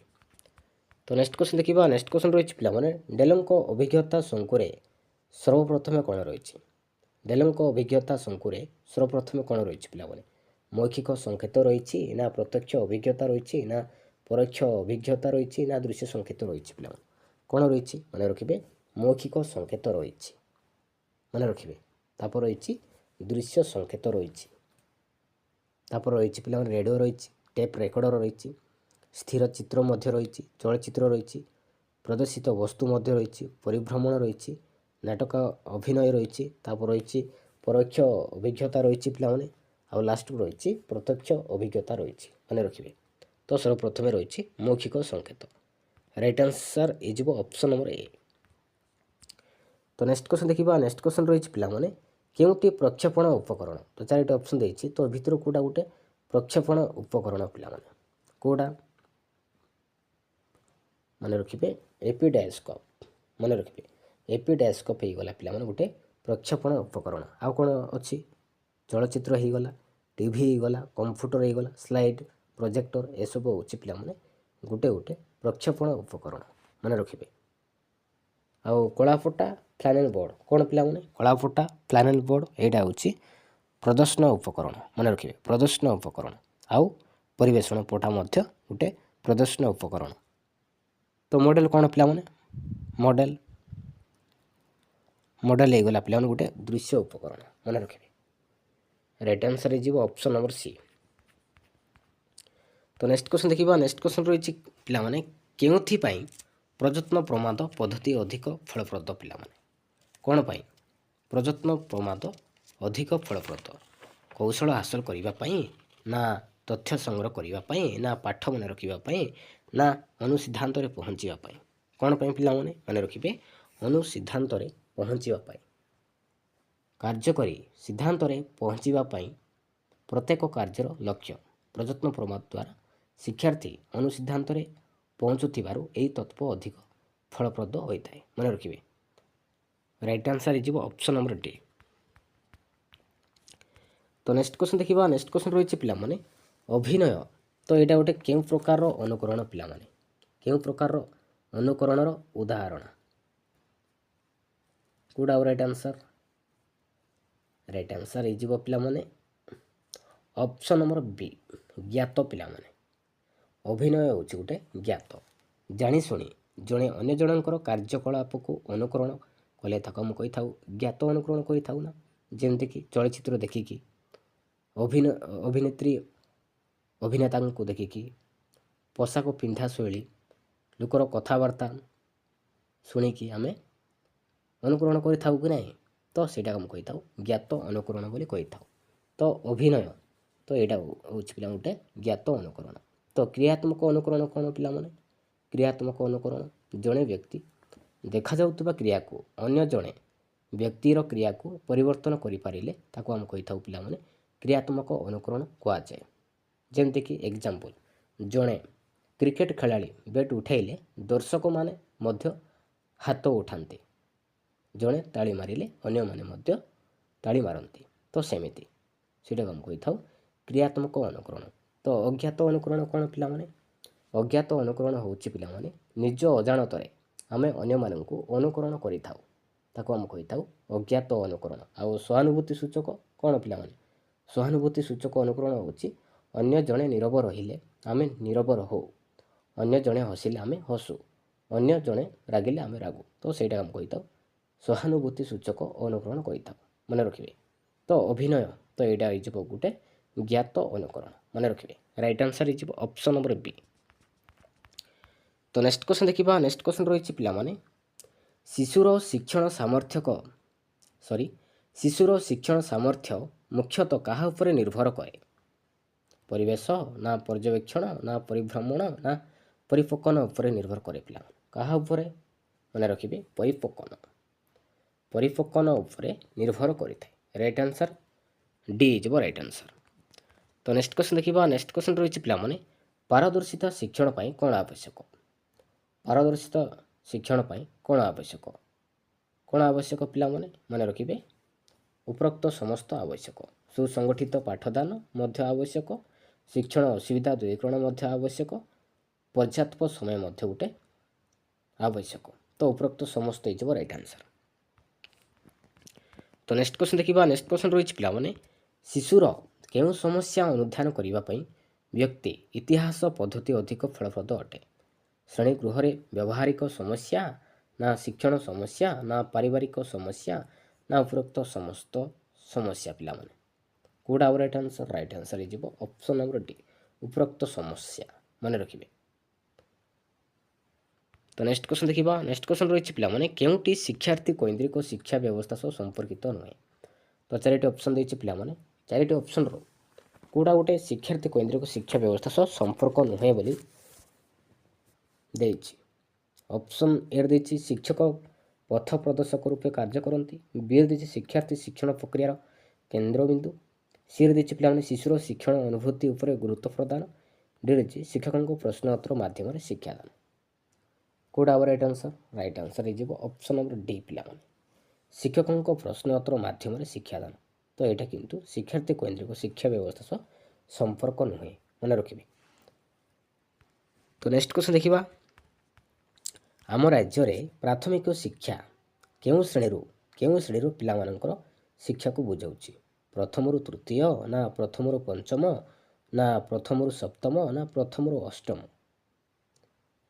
କେଉଁଟା ଆଉ ରାଇଟ୍ ଆନ୍ସର୍? ରାଇଟ୍ ଆନ୍ସର୍ ହେଇଯିବ ଅପସନ୍ ନମ୍ବର ଡି ପିଲାମାନେ ପ୍ରଥମରୁ ଅଷ୍ଟମ ବୁଝାଉଛି। ମନେ ରଖିବେ। ତ ନେକ୍ସଟ କ୍ୱେଶ୍ଚନ୍ ଦେଖିବା। ନେକ୍ସଟ କ୍ୱେଶ୍ଚନ୍ ରହିଛି ପିଲାମାନେ ଅନୁବନ୍ଧ ଶିକ୍ଷଣ ତତ୍ପର ପ୍ରବର୍ତ୍ତକ କିଏ? ଅନୁବନ୍ଧ ଶିକ୍ଷଣ ତତ୍ପର ପ୍ରବର୍ତ୍ତକ କିଏ? କିଏ ପିଲାମାନେ?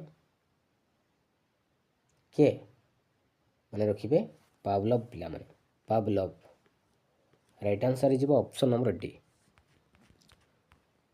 ତ ନେକ୍ସଟ କ୍ୱେଶ୍ଚନ୍ ଦେଖିବା। ନେକ୍ସଟ କ୍ୱେଶ୍ଚନ୍ ରହିଛି ପିଲାମାନେ କେଉଁଟି ଅଭିଜ୍ଞାନ ପରୀକ୍ଷଣ ନୁହେଁ? ତ ଚାରିଟି ଅପସନ୍ ଦେଇଛି ପିଲାମାନେ। ତ ଏ ଭିତରୁ କେଉଁଟା ଗୋଟେ ଅଭିଜ୍ଞାନ ପରୀକ୍ଷଣ ନୁହେଁ? ବାକ୍ୟ ପୂର୍ତ୍ତି ନା ସତ୍ୟାସତ୍ୟ ନା ପଦ ମିଳନ ନା ବହୁ ବିକଳ୍ପ ପିଲାମାନେ? କେଉଁଟା ନୁହେଁ? ମନେ ରଖିବେ ଅପସନ୍ ନମ୍ବର ଏ ବାକ୍ୟ ପୂର୍ତ୍ତି। ଏଇଟା କିନ୍ତୁ ଅଭିଜ୍ଞାନ ପରୀକ୍ଷଣ ନୁହେଁ, କାରଣ ଏହି ପ୍ରଶ୍ନରେ ଉତ୍ତର ଦିଆଯାଇ ନଥାଏ। ପରୀକ୍ଷାର୍ଥୀ ନିଜେ ମନରୁ ଉତ୍ତର ଲେଖିଥାନ୍ତି। ମନେ ରଖିବେ। ତ ରାଇଟ୍ ଆନ୍ସର୍ ହେଇଯିବ ଅପସନ୍ ନମ୍ବର ଏ। ତ ନେକ୍ସଟ କ୍ୱେଶ୍ଚନ୍ ଦେଖିବା ପେଡାଗୋଜି କାହାକୁ କୁହାଯାଏ? ପେଡାଗୋଜି କାହାକୁ କୁହାଯାଏ? କାହାକୁ ପିଲାମାନେ? ଶିକ୍ଷଣ ସମ୍ବନ୍ଧୀୟ ବିଜ୍ଞାନକୁ ନା ଶିକ୍ଷା ଯୋଜନା ସମ୍ପର୍କୀୟ ବିଜ୍ଞାନକୁ ନା ଶିକ୍ଷାଦାନ ସମ୍ବନ୍ଧୀୟ ବିଜ୍ଞାନକୁ ନା ଶୈକ୍ଷିକ ପରୀକ୍ଷଣ ବିଜ୍ଞାନକୁ? କାହାକୁ କହିବା ପିଲାମାନେ? ମନେ ରଖିବେ ଶିକ୍ଷାଦାନ ସମ୍ବନ୍ଧୀୟ ବିଜ୍ଞାନକୁ କୁହାଯାଏ। ଶିକ୍ଷାଦାନ ସମ୍ବନ୍ଧୀୟ ବିଜ୍ଞାନକୁ କୁହାଯାଏ ପେଡାଗୋଜି ବୋଲି। ମନେ ରଖିବେ। ରାଇଟ୍ ଆନ୍ସର୍ ହେଇଯିବ ଅପସନ୍ ନମ୍ବର ସି। ତ ନେକ୍ସଟ କ୍ୱେଶ୍ଚନ୍ ଦେଖିବା। ନେକ୍ସଟ କ୍ୱେଶ୍ଚନ୍ ରହିଛି ପିଲାମାନେ କେଉଁଟି ଏକ ଶିକ୍ଷଣ ପଦ୍ଧତି ନୁହେଁ? ତ ଚାରିଟି ଅପସନ୍ରୁ କେଉଁଟା ଗୋଟେ ଶିକ୍ଷଣ ପଦ୍ଧତି ନୁହେଁ? ପର୍ଯ୍ୟବେକ୍ଷଣ ନା ଅନୁକରଣ ନା ଆବିଷ୍କାର ନା ପ୍ରଶିକ୍ଷଣ ପିଲାମାନେ? କେଉଁଟା ନୁହେଁ? ମନେ ରଖିବେ ପ୍ରଶିକ୍ଷଣ ନୁହେଁ ପିଲାମାନେ, ଏଇଟା ଗୋଟେ ଅନୁଷ୍ଠାନ। ମନେ ରଖିବେ। ତ ଏଇଟା କିନ୍ତୁ ଶିକ୍ଷଣ ପଦ୍ଧତି ନୁହେଁ। ରାଇଟ୍ ଆନ୍ସର୍ ହେଇଯିବ ଅପସନ୍ ନମ୍ବର ଡି। ତ ନେକ୍ସଟ କ୍ୱେଶ୍ଚନ୍ ଦେଖିବା। ନେକ୍ସଟ କ୍ୱେଶ୍ଚନ୍ ରହିଛି ପିଲାମାନେ ନିମ୍ନୋକ୍ତ ଉକ୍ତି ମଧ୍ୟରୁ କେଉଁଟି ଠିକ୍? ତ ଚାରିଟି ଅପସନ୍ ଦେଇଛି। ତ ଚାରିଟି ଅପସନ୍ରୁ କେଉଁଟା ଗୋଟେ ଠିକ୍ ପିଲାମାନେ? ଅପସନ୍ ଏରେ ଦେଇଛି ଶିଶୁର ମାନସିକ ବିକାଶ ତାହାର ପରିବେଶ ଉପରେ କେବଳ ନିର୍ଭର କରେ। ବିରେ ଦେଇଛି ଶିଶୁର ମାନସିକ ବିକାଶ କେବଳ ବଂଶାନୁଗଣ ଉପରେ ନିର୍ଭର କରେ। ସିରେ ଦେଇଛି ପିଲାମାନେ ଶିଶୁର ମାନସିକ ବିକାଶ ଉଭୟ ପରିବେଶ ଓ ବଂଶାନୁଗଣ ଉପରେ ନିର୍ଭର କରେ ନା ଶିଶୁର ମାନସିକ ବିକାଶ ତା ପୁସ୍ତକଗତ ଜ୍ଞାନ ଉପରେ ନିର୍ଭର କରେ? ତ ଏ ଭିତରୁ କେଉଁଟା ଠିକ୍ ଅଛି? କେଉଁଟା ଠିକ୍ ଅଛି ପିଲାମାନେ? ମନେ ରଖିବେ ଅପସନ୍ ନମ୍ବର ସି ଠିକ୍ ଅଛି। ଶିଶୁର ମାନସିକ ବିକାଶ ଉଭୟ ପରିବେଶ ଓ ବଂଶାନୁଗଣ ଉପରେ ନିର୍ଭର କରିଥାଏ। ଏଇ ଉକ୍ତିଟି ଠିକ୍ ଅଛି। ମନେ ରଖିବେ। ତ ନେକ୍ସଟ କ୍ୱେଶ୍ଚନ୍ ଦେଖିବା। ନେକ୍ସଟ କ୍ୱେଶ୍ଚନ୍ ରହିଛି ଓଟିଇଟି କେଉଁ ପ୍ରକାରର ମୂଲ୍ୟାୟନ OTET ତ ଏଇଟା ଗୋଟେ କେଉଁ ପ୍ରକାରର ମୂଲ୍ୟାୟନ ପିଲାମାନେ ନୈଦାନିକ ନା ଗଠନାତ୍ମକ ନା ସମାପ୍ତି ସୂଚକ ନା ବ୍ୟବସ୍ଥାନ ପିଲାମାନେ ଏଇଟା ହେଉଛି ପିଲାମାନେ ଗୋଟେ ବ୍ୟବସ୍ଥାନ ମୂଲ୍ୟାୟନ ମନେ ରଖିବେ ରାଇଟ୍ ଆନ୍ସର୍ ହେଇଯିବ ଅପସନ୍ ନମ୍ବର ଡି। ତ ନେକ୍ସଟ କ୍ୱେଶ୍ଚନ୍ ଦେଖିବା ନେକ୍ସଟ କ୍ୱେଶ୍ଚନ୍ ରହିଛି ପିଲାମାନେ ମନ୍ଥରଗାମୀ ଶିକ୍ଷାର୍ଥୀଙ୍କର ବୁଦ୍ଧ୍ୟାଙ୍କ ସାଧାରଣ କେତେ ମନ୍ଥରଗାମୀ ଶିକ୍ଷାର୍ଥୀଙ୍କର ବୁଦ୍ଧ୍ୟାଙ୍କର ସାଧାରଣ କେତେ ପିଲାମାନେ ମନେ ରଖିବେ କେତେ 60 ରୁ 80 ମଧ୍ୟରେ ମନେ ରଖିବେ 60 ରୁ 80 ମଧ୍ୟରେ ରାଇଟ୍ ଆନ୍ସର୍ ହେଇଯିବ ଅପସନ୍ ନମ୍ବର ବି। ତ ନେକ୍ସଟ କ୍ୱେଶ୍ଚନ୍ ଦେଖିବା ନେକ୍ସଟ କ୍ୱେଶ୍ଚନ୍ ରହିଛି ପିଲାମାନେ ଦ୍ୱୈତ ଶ୍ରେଣୀ ଶିକ୍ଷାଦାନ ପାଇଁ ଶିକ୍ଷକ କ'ଣ କରିବା ଉଚିତ ଦ୍ୱୈତ ଶ୍ରେଣୀ ଶିକ୍ଷାଦାନ ପାଇଁ ଶିକ୍ଷକ କ'ଣ କରିବେ ଉଭୟ ଶ୍ରେଣୀରେ ପଢ଼ା ଦେବେ ଓ କେନ୍ଦ୍ରସ୍ଥଳରେ ବସି ଶୃଙ୍ଖଳା ରକ୍ଷା କରିବେ ନା ଉଚ୍ଚ ଶ୍ରେଣୀରେ ଶିକ୍ଷାଦାନ କରିବେ ଓ ନିମ୍ନ ଶ୍ରେଣୀରେ ଶୃଙ୍ଖଳା ରକ୍ଷା ପାଇଁ ମନିଟରକୁ ନିଯୁକ୍ତି କରିବେ ନା ନିମ୍ନ ଶ୍ରେଣୀରେ ପଢ଼ା ଦେଇ ଉଚ୍ଚ ଶ୍ରେଣୀରେ ପାଠ ପଢ଼ାଇବେ ଏବଂ କିଛି ସମୟ ପରେ ଉଚ୍ଚ ଶ୍ରେଣୀରୁ ପଢ଼ାଇ ଦେଇ ନିମ୍ନ ଶ୍ରେଣୀରେ ପଢ଼ାଇବେ ନା ଉଚ୍ଚ ଶ୍ରେଣୀରେ ଜଣେ ଛାତ୍ରକୁ ନିମ୍ନ ଶ୍ରେଣୀରେ ନିଯୁକ୍ତ କରି ଓ ନିଜେ ଉଚ୍ଚ ଶ୍ରେଣୀରେ ଶିକ୍ଷାଦାନ କରିବେ କ'ଣ କରିବେ ପିଲାମାନେ ଦ୍ୱୈତ ଶ୍ରେଣୀ ଶିକ୍ଷାଦାନ ପାଇଁ ଶିକ୍ଷକ କ'ଣ କରିବେ ମନେ ରଖିବେ ନିମ୍ନ ଶ୍ରେଣୀରେ ପଢ଼ା ଦେଇ ଉଚ୍ଚ ଶ୍ରେଣୀରେ ପାଠ ପଢ଼ାଇବେ ଏବଂ କିଛି ସମୟ ପରେ ଉଚ୍ଚ ଶ୍ରେଣୀରେ ଆସି ପଢ଼ାଇ ଦେଇ ନିଜ ଶ୍ରେଣୀରେ ପୁଣି ଆସିକି ପଢ଼ାଇବେ ତ ଏଇଟା ହେଇଯିବ ଦ୍ୱୈତ ଶ୍ରେଣୀ ଶିକ୍ଷାଦାନ ପାଇଁ ଶିକ୍ଷକଙ୍କର ପ୍ରଥମ କାମ ମନେ ରଖିବେ। ତ ନେକ୍ସଟ କ୍ୱେଶ୍ଚନ୍ ଦେଖିବା ନେକ୍ସଟ କ୍ୱେଶ୍ଚନ୍ ରହିଛି ପିଲାମାନେ ଶିଶୁ ଏକ କୋମଳ ଚାରା ଗଛ ସାଦୃଶ୍ୟ ଏହା କାହାର ମତ ପିଲାମାନେ ଶିଶୁ ଏକ କୋମଳ ଚାରା ଗଛ ସାଦୃଶ୍ୟ ଏହା କାହାର ମତ ଫ୍ରୋବେଲ୍ ନା ରୁସୋ ନା ମଣ୍ଟେସୋରି ନା ପେଷ୍ଟାଲୋଜି ପିଲାମାନେ ଏଇଟା ହେଉଛି ପିଲାମାନେ ଫ୍ରୋବେଲ୍ଙ୍କ ମତ ରାଇଟ୍ ଆନ୍ସର୍ ହେଇଯିବ ଅପସନ୍ ନମ୍ବର ଏ।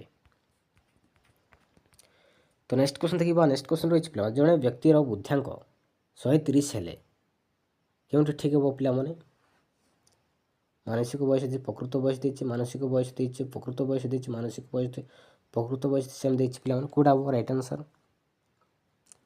ଆନ୍ସର୍ ହେଇଯିବ ପିଲାମାନେ ଅପସନ୍ ନମ୍ବର ଏ ମାନସିକ ବୟସ ପ୍ରକୃତ ବୟସ ଏଇଟା ଠିକ୍ ହେଇଯିବ। ତ ନେକ୍ସଟ କ୍ୱେଶ୍ଚନ୍ ଦେଖିବା ଉଭୟ ପାଠ୍ୟକ୍ରମ ଓ ସପାଠ୍ୟକ୍ରମ ଭିତ୍ତିକ ଗୁଣାବଳୀ ପରିମାପନ ନିମନ୍ତେ କେଉଁ ମୂଲ୍ୟାୟନ ପଦ୍ଧତି ଫଳପ୍ରଦ ଅଟେ ଗଠନମୂଳକ ନା ନିର୍ଦ୍ଦେଶାତ୍ମକ ନା ସମ୍ବ୍ୟାପକ ନା ସମାପନ ପିଲାମାନେ ଏଇଟା ହେଇଯିବ ପିଲାମାନେ ସମ୍ବ୍ୟାପକ ମୂଲ୍ୟାୟନ ମନେ ରଖିବେ ରାଇଟ୍ ଆନ୍ସର୍ ହେଇଯିବ ଅପସନ୍ ନମ୍ବର ସି। ତ ନେକ୍ସଟ କ୍ୱେଶ୍ଚନ୍ ଦେଖିବା ନେକ୍ସଟ କ୍ୱେଶ୍ଚନ୍ ରହିଛି ପିଲାମାନେ କେଉଁ ମନସ୍ତତ୍ତ୍ୱବିତ୍ ଯେଉଁ ପଶୁ ଉପରେ ପରୀକ୍ଷା କରି ନିଜର ଶିକ୍ଷଣ ପଦ୍ଧତି ଆବିଷ୍କାର କରିଥିଲେ ତାର ଠିକ୍ ଯୋଡ଼ି କେଉଁଟି କେଉଁଟା ଠିକ୍ ଅଛି ପିଲାମାନେ କହିଲର ଦେଇଛି ସିମ୍ପାଞ୍ଜି ଦେଇଛି ଥର୍ନଡାଇକ୍ କୁକୁର ଦେଇଛି ପାଭଲୋଭ୍ ଦେଇଛି ମୂଷା ସ୍କିନର ଦେଇଛି ବିରାଡ଼ି କେଉଁଟା ଠିକ୍ ଅଛି ପିଲାମାନେ ମନେ ରଖିବେ କହିଲର ସିମ୍ପାଞ୍ଜି ଠିକ୍ ଅଛି ପିଲାମାନେ ଆଉ ଥର୍ନଡାଇକ୍ ଗୋଟେ ବିରାଡ଼ି ଓ ମୂଷାକୁ ନେଇ ପରୀକ୍ଷା କରିଥିଲେ ମନେ ରଖିବେ କୁକୁର ଦେଇଛି ତ ଏଇଟା ଭୁଲ ଅଛି ଆଉ ପାଭଲୋଭ୍ କ'ଣ ପିଲାମାନେ ପାଭଲୋଭ୍ ଗୋଟେ କୁକୁରକୁ ନେଇ ପରୀକ୍ଷା କରିଥିଲେ ତ ପାଭଲୋଭ୍ ମୂଷା ଦେଇଛି ସ୍କିନର କାହାକୁ ନେଇ ପରୀକ୍ଷା କରିଥିଲେ ଗୋଟେ ମୂଷାକୁ ନେଇ ପରୀକ୍ଷା କରିଥିଲେ ତ ଠିକ୍ ଅଛି କହିଲର ସିମ୍ପାଞ୍ଜି। ତ ନେକ୍ସଟ କ୍ୱେଶ୍ଚନ୍ ଦେଖିବା ସୃଜନଶୀଳ ଶିକ୍ଷାର୍ଥୀଙ୍କୁ ଚିହ୍ନିବା ପାଇଁ ଶିକ୍ଷକ କେଉଁ ପ୍ରକାର ପ୍ରଶ୍ନ ପଚାରିବା ଆବଶ୍ୟକ ବିକ୍ଷିପ୍ତ ଚିନ୍ତନ ନା ନିଦାନାତ୍ମକ ନା କେନ୍ଦ୍ରାଭିମୁଖୀ ଚିନ୍ତନ ନା କ୍ରିୟାକଳାପ ଭିତ୍ତିକ କେଉଁଟା ରାଇଟ୍ ଆନ୍ସର୍ ହେଇଯିବ ଅପସନ୍ ନମ୍ବର ଏ ପିଲାମାନେ ବିକ୍ଷିପ୍ତ ଚିନ୍ତନ ମନେ ରଖିବେ ବିକ୍ଷିପ୍ତ ଚିନ୍ତନ ପ୍ରକାରର ପ୍ରଶ୍ନ ପଚାରିବା ଆବଶ୍ୟକ ରାଇଟ୍ ଆନ୍ସର୍ ହେଇଯିବ ଅପସନ୍ ନମ୍ବର ଏ। ନିମ୍ନୋକ୍ତ ମଧ୍ୟରୁ କେଉଁଟି ଶିକ୍ଷଣ ନୁହେଁ ତ 4ଟି ଅପସନ୍ ଦେଇଛି ପିଲାମାନେ ତ ଭିତରୁ କେଉଁଟା ଗୋଟେ ଶିକ୍ଷଣ ନୁହେଁ ଅପସନ୍ ଏରେ ଦେଇଛି ଚିତ୍ର ଆଙ୍କିବା ବିରେ ଦେଇଛି ପିଲାମାନେ ସାଇକେଲ ଚଳାଇବା ଦେଇଛି ସିରେ ଦେଇଛି ମଶା ମାରିବା ଦେଇଛି ଡିରେ ଦେଇଛି ପହଁରିବା ତ ଭିତରୁ କେଉଁଟା ଗୋଟେ ଶିକ୍ଷଣ ନୁହେଁ କେଉଁଟା ନୁହେଁ ପିଲାମାନେ ମନେ ରଖିବେ ମଶା ମାରିବା ମନେ ରଖିବେ ଏଇଟା କିନ୍ତୁ ଶିକ୍ଷଣ ନୁହେଁ ତ ଚିତ୍ର ଆଙ୍କିବା ସାଇକେଲ ଚଳାଇବା ପହଁରିବା ଏସବୁ ହେଉଛି ପିଲାମାନେ ଶିକ୍ଷଣ ଅଟେ କିନ୍ତୁ ମଶା ମାରିବା କିନ୍ତୁ ନୁହେଁ ପିଲାମାନେ ତ ରାଇଟ୍ ଆନ୍ସର୍ ହେଇଯିବ ଅପସନ୍ ନମ୍ବର ସି। ତ ନେକ୍ସଟ କ୍ୱେଶ୍ଚନ୍ ଦେଖିବା ନେକ୍ସଟ କ୍ୱେଶ୍ଚନ୍ ରହିଛି ଶିଶୁର ମାନସିକ ସ୍ୱାସ୍ଥ୍ୟ ଭଲ ରହିବାର କେଉଁଟି ଗୋଟିଏ କାରଣ ନୁହେଁ ଶିଶୁର ମାନସିକ ସ୍ୱାସ୍ଥ୍ୟ ଭଲ ରହିବାର କେଉଁଟି ଗୋଟିଏ କାରଣ ନୁହେଁ? ଅପସନ୍ ଏ ଦେଇଛି ଖେଳର ନିୟୋଜନ, ବିରେ ଦେଇଛି ଚିତ୍ର ଆଙ୍କିବା, ସିରେ ଦେଇଛି ଘର କାର୍ଯ୍ୟରେ ନିଯୁକ୍ତି, ଡିରେ ଦେଇଛି ଶିଶୁକୁ ଅନ୍ୟ ଦ୍ୱାରା ପାଳନ କରିବା। ତ ଏ ଭିତରୁ କେଉଁଟା ଗୋଟେ ଶିଶୁର ମାନସିକ ସ୍ୱାସ୍ଥ୍ୟ ଭଲ ରହିବାର ଗୋଟେ କାରଣ ନୁହେଁ? କେଉଁଟା ନୁହେଁ ପିଲାମାନେ ମନେ ରଖିବେ? ଶିଶୁକୁ ଅନ୍ୟ ଦ୍ୱାରା ପାଳନ କରିବା, ଏଇଟା କିନ୍ତୁ ଶିଶୁର ମାନସିକ ସ୍ୱାସ୍ଥ୍ୟ ଭଲ ରହିବାର କାରଣ ନୁହେଁ, ମନେ ରଖିବେ। ରାଇଟ୍ ଆନ୍ସର ଯିବ ଅପସନ୍ ନମ୍ବର ଡି ପିଲାମାନେ। ତ ନେକ୍ସଟ କ୍ୱେଶ୍ଚନ୍ ଦେଖିବା। ନେକ୍ସଟ କ୍ୱେଶ୍ଚନ୍ ରହିଛି ପିଲାମାନେ, ଗୋଟିଏ ବ୍ୟକ୍ତିର ବୁଦ୍ଧ୍ୟାଙ୍କ 90ରୁ 110 ହେଲେ ତାକୁ କିଭଳି ବୁଦ୍ଧିଆ ପିଲା କୁହାଯିବ? ସାଧାରଣ ବୁଦ୍ଧି ନା ଅସାଧାରଣ ବୁଦ୍ଧି ନା ଶ୍ରେଷ୍ଠ ବୁଦ୍ଧି ନା ବେଶୀ ବୁଦ୍ଧି କହିବା ପିଲାମାନେ? ଜଣେ ବ୍ୟକ୍ତିର ବୁଦ୍ଧ୍ୟାଙ୍କ 90ରୁ 110 ହେଲେ ତାକୁ ଆମେ କିଭଳି ବୁଦ୍ଧିଆ କହିବା? ମନେ ରଖିବେ, ତାକୁ ଆମେ କହିଥାଉ ପିଲାମାନେ ସାଧାରଣ ବୁଦ୍ଧି ବୋଲି କହିଥାଉ, ମନେ ରଖିବେ। ରାଇଟ୍ ଆନ୍ସର ଯିବ ଅପସନ୍ ନମ୍ବର ଏ। ତ ଅସାଧାରଣ ବୁଦ୍ଧ୍ୟାଙ୍କ ପରିମାଣ କେତେ ପିଲାମାନେ? ଅସାଧାରଣ ବୁଦ୍ଧ୍ୟାଙ୍କ ପରିମାଣ କେତେ? କେତେ ମନେ ରଖିବେ? 140ରୁ ଅଧିକ ପିଲାମାନେ, 140ରୁ ଅଧିକ ତାକୁ ଆମେ କହିଥାଉ ଅସାଧାରଣ ବୁଦ୍ଧି ବୋଲି କହିଥାଉ, ମନେ ରଖିବେ। ଆଉ ଶ୍ରେଷ୍ଠ ବୁଦ୍ଧ୍ୟାଙ୍କ ପରିମାଣ କେତେ ହେବ? ଶ୍ରେଷ୍ଠ ବୁଦ୍ଧ୍ୟାଙ୍କ ପରିମାଣ କେତେ ହେବ? ମନେ ରଖିବେ 120ରୁ 140, 120ରୁ 140 ମନେ ରଖିବେ। ଆଉ ବେଶୀ ବୁଦ୍ଧ୍ୟାଙ୍କ ପରିମାଣ ହେଉଛି ପିଲାମାନେ 110ରୁ 120, 110ରୁ 120 ତାକୁ ଆମେ କହିଥାଉ ପିଲାମାନେ ବେଶୀ ବୁଦ୍ଧି ବୋଲି କହିଥାଉ, ମନେ ରଖିବେ। ତ ରାଇଟ୍ ଆନ୍ସର ଯିବ ଅପସନ୍ ନମ୍ବର ଏ ପିଲାମାନେ। ତ ନେକ୍ସଟ କ୍ୱେଶ୍ଚନ୍ ଦେଖିବା। ନେକ୍ସଟ କ୍ୱେଶ୍ଚନ୍ ରହିଛି, କେଉଁଟି ବାଚନିକ କର୍ମକୁଶଳତା ପାଇଁ ଆବଶ୍ୟକ ପଡ଼ୁଥିବା ପ୍ରକ୍ରିୟା ନୁହେଁ? ତ 4ଟି ଅପସନ୍ ଦେଇଛି ପିଲାମାନେ। ତ ଏ ଭିତରୁ କେଉଁଟା ଗୋଟେ ବାଚନିକ କର୍ମକୁଶଳତା ପାଇଁ ଆବଶ୍ୟକ ପଡ଼ୁଥିବା ପ୍ରକ୍ରିୟା ନୁହେଁ ପିଲାମାନେ? ଚିତ୍ର ଅଙ୍କନ ନା ଶୁଦ୍ଧ ଲିଖନ ନା ବୋଧ ସହିତ ଶ୍ରବଣ ନା ବୋଧ ସହିତ ପଠନ ପିଲାମାନେ? କେଉଁଟା ନୁହେଁ ପିଲାମାନେ? ମନେ ରଖିବେ ଚିତ୍ର ଅଙ୍କନ ନୁହେଁ। ରାଇଟ୍ ଆନ୍ସର ଯିବ ଅପସନ୍ ନମ୍ବର ଏ। ତ ନେକ୍ସଟ କ୍ୱେଶ୍ଚନ୍ ଦେଖିବା। ନେକ୍ସଟ କ୍ୱେଶ୍ଚନ୍ ରହିଛି ପିଲାମାନେ, ଯାନ୍ତ୍ରିକ ଅନୁବନ୍ଧ ମତବାଦ କିଏ ପ୍ରତିଷ୍ଠା କରିଥିଲେ? ମୋଷ୍ଟ ଇମ୍ପୋର୍ଟାଣ୍ଟ ପିଲାମାନେ, ଯାନ୍ତ୍ରିକ ଅନୁବନ୍ଧ ମତବାଦ କିଏ ପ୍ରତିଷ୍ଠା କରିଥିଲେ? କହେଲର ନା ଥର୍ନଡାଇକ୍ ନା ସ୍କିନର ନା ଲୁଇନ୍ ପିଲାମାନେ? କିଏ କରିଥିଲେ ପିଲାମାନେ?